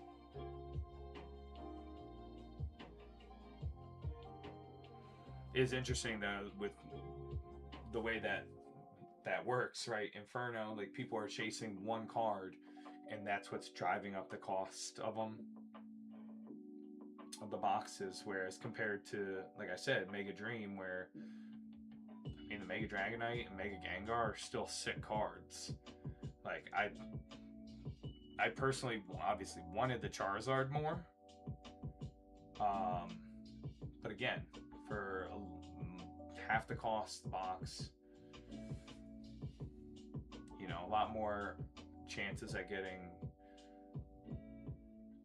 some good looking cards to add to the collection, even if I don't hit my main chase in Mega Dream, I think is more worthwhile.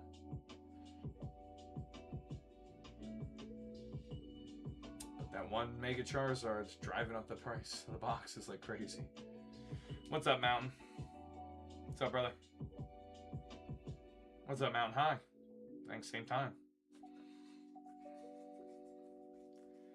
How we doing, guys?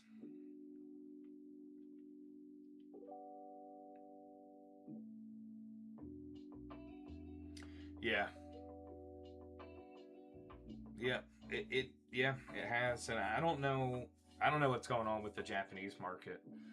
Because like I said, there is something, once Inferno jumped up like that, it was across the board. I mean, there were sets that hadn't changed in price since I started here, essentially, like Battle Partners in Japanese.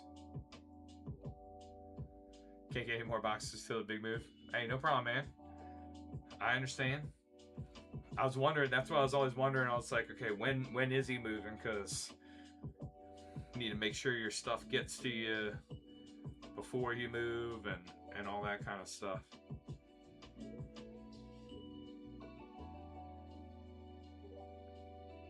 Plus, you buy more stuff, and that makes you have to move more stuff. So, Target's getting serious about scalpers. What was that? What? Did you have a personal experience, or was it like a video or something you saw? Like, I try to be in the know, right? as far as what's going on with the environment. You know, I think we're all aware with scalpers and all that kind of stuff. But at some point, like, I had to stop watching all the videos because it was like, you know, it was getting stressful watching. They're cutting the seals off the boxes. Oh, yeah, that's right. I saw that video. I saw that. They had a guy, I guess there was a line, and one of the guys in the line was recording him, and he was cutting the seals. I mean, good, you know?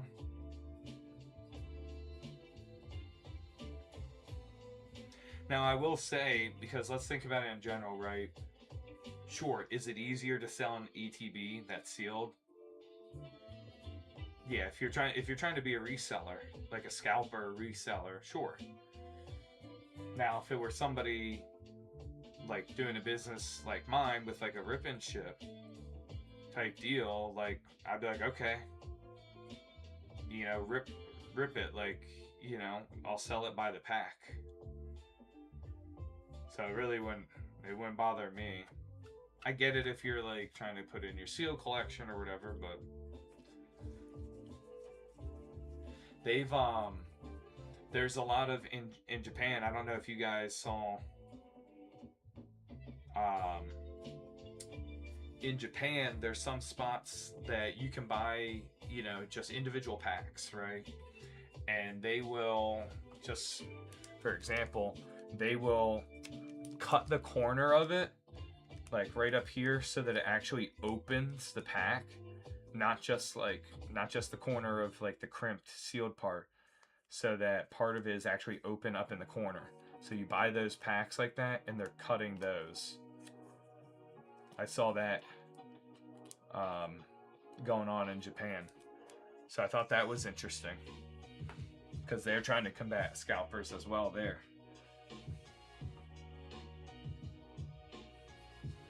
So,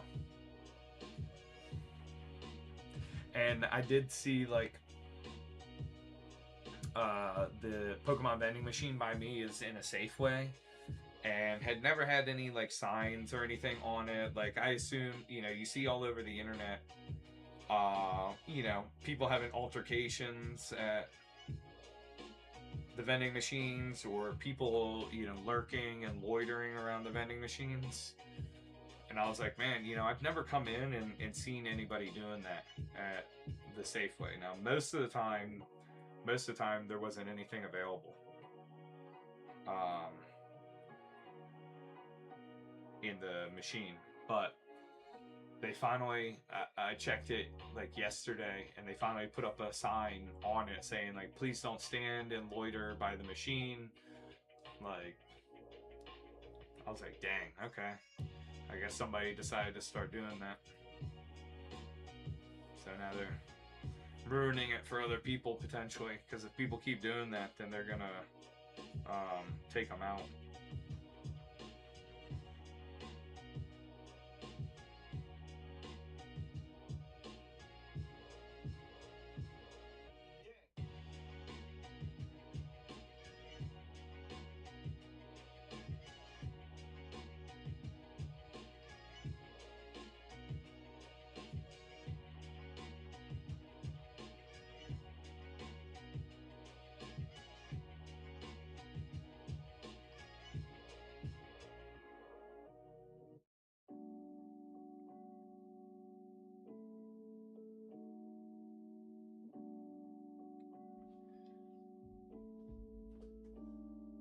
So they have these machines at the mall now with, yeah, the random gray cards.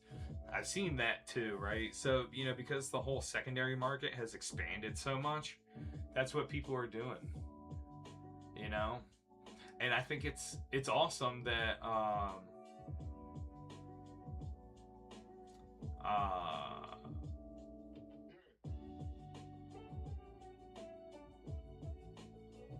the Pokemon Company, right, for officially sanctioned Pokemon card events,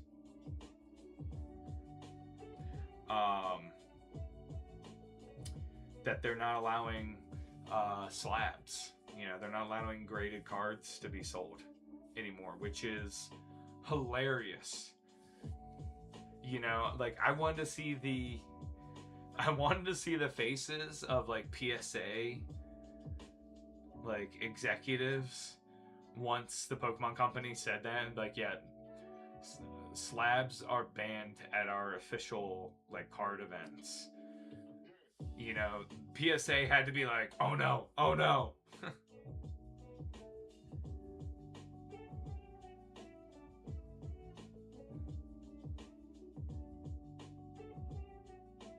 So I think that's funny. And then PSA themselves are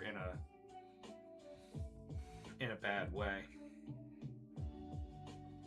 They can't handle the demand for card grading, so they shut down the bulk submissions.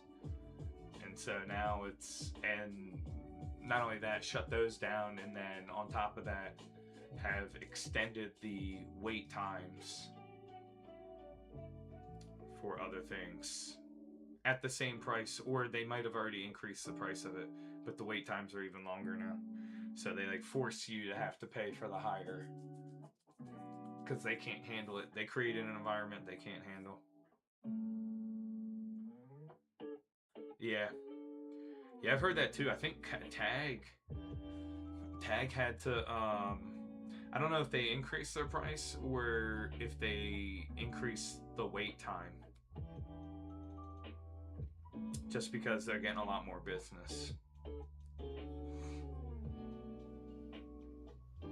I mean, it took PSA long enough, right? Like, they took so long to even acknowledge that the wait time for the bulk submissions, how long that was changing. And then when they finally did it officially, like, it's even worse than that. Like, what they changed it to was not the actual what people were experiencing.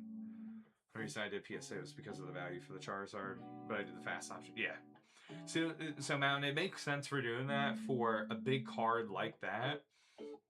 And if you're just submitting one, like a bulk submission is a lot. It's 20 cards at a time.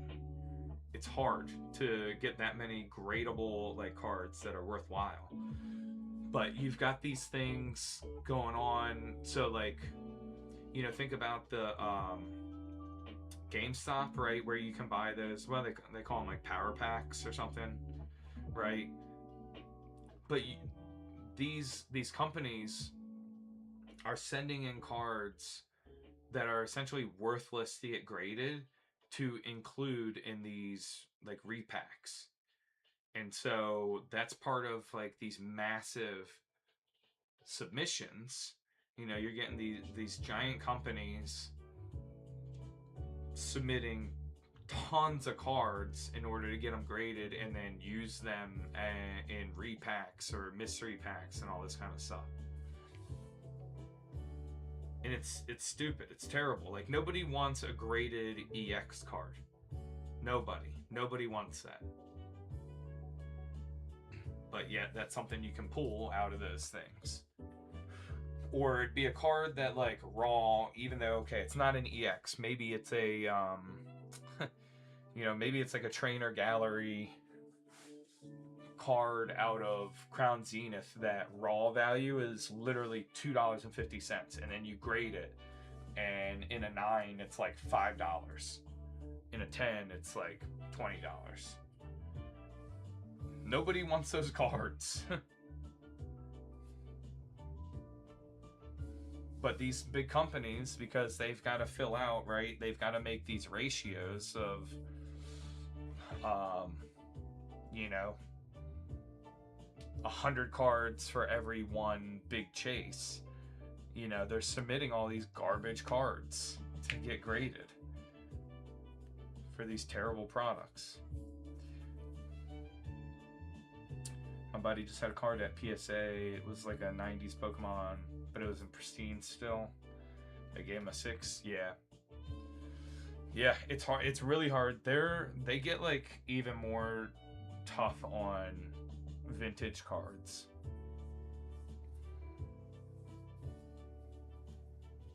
It's kind of crazy that they do that. And that's the thing is like, I feel like they do too much to like police the populations of cards at certain grades. You know what I mean? So from that aspect, it's like, well, you know, if it's a really big card, theoretically they might not want to make a whole bunch of 10s because then it devalues the 10. And especially if they have a lot of money wrapped up in these particular cards. So because PSA resells cards, you know, PSA will buy your cards back after you grade it, right? I mean, you know that because they gave you that super low ball offer for the Charizard, and I'm like, that's an absolute joke.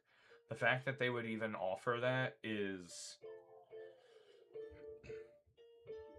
like disrespectful. I mean, what they offered you was like 70% of market, which is crazy.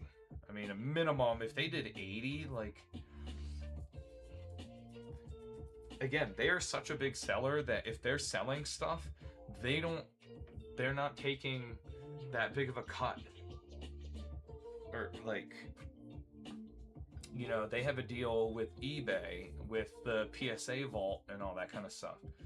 Like somebody like me, I sell a card on there, the Bay takes 15%, right? So I'm only making 85% of whatever I sell something from. So I need to have bought that card for like 70% or less of market value in order to make anything. Because once I ship it, you know, use the packaging and all that, like, if it's not a real expensive card, it's not a big margin, right? But they have a deal with the Bay, so you know they're not getting 15% taken away. They're probably, for like how much business they do, they probably pay a nominal like 3, maybe 5% on the cards. So then they offer you 70% and then sell it there for that. They still make like 20-25%. It's crazy.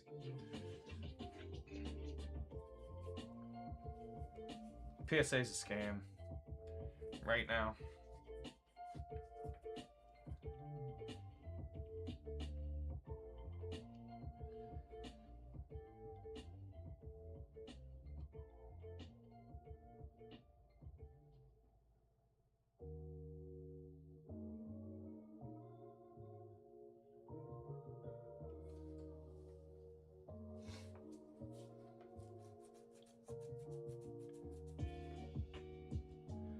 Yeah, glad you got 10.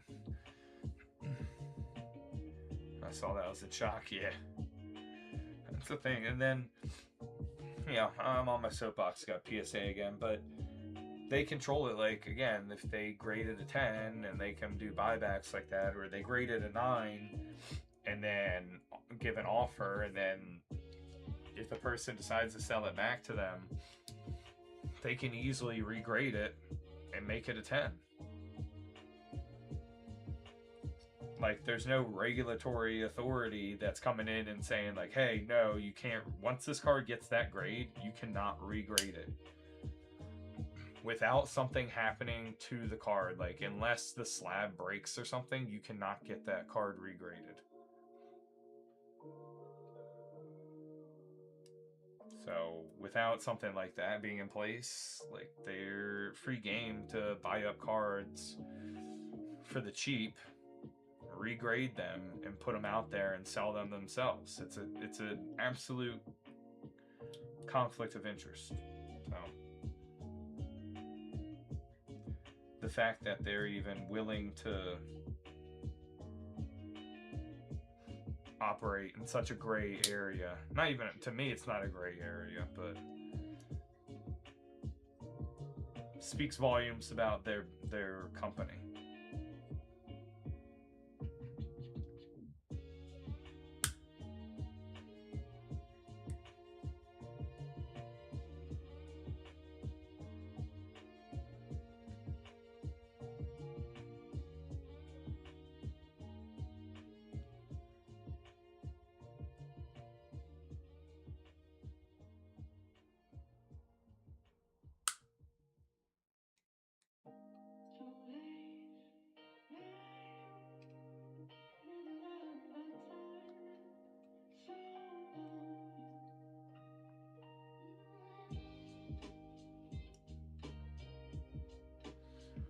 All right, guys. I think we're gonna go ahead and close up for the night here. Appreciate y'all's support. Appreciate y'all hanging out with me, chatting, and all that good stuff. We will be back on again tomorrow night. Tomorrow night, our regular time, 8 o'clock Eastern time, and then regular schedule this week. So Sunday, Monday, Wednesday, and Thursday. Appreciate y'all. Have a go up a mountain. See you, Silk.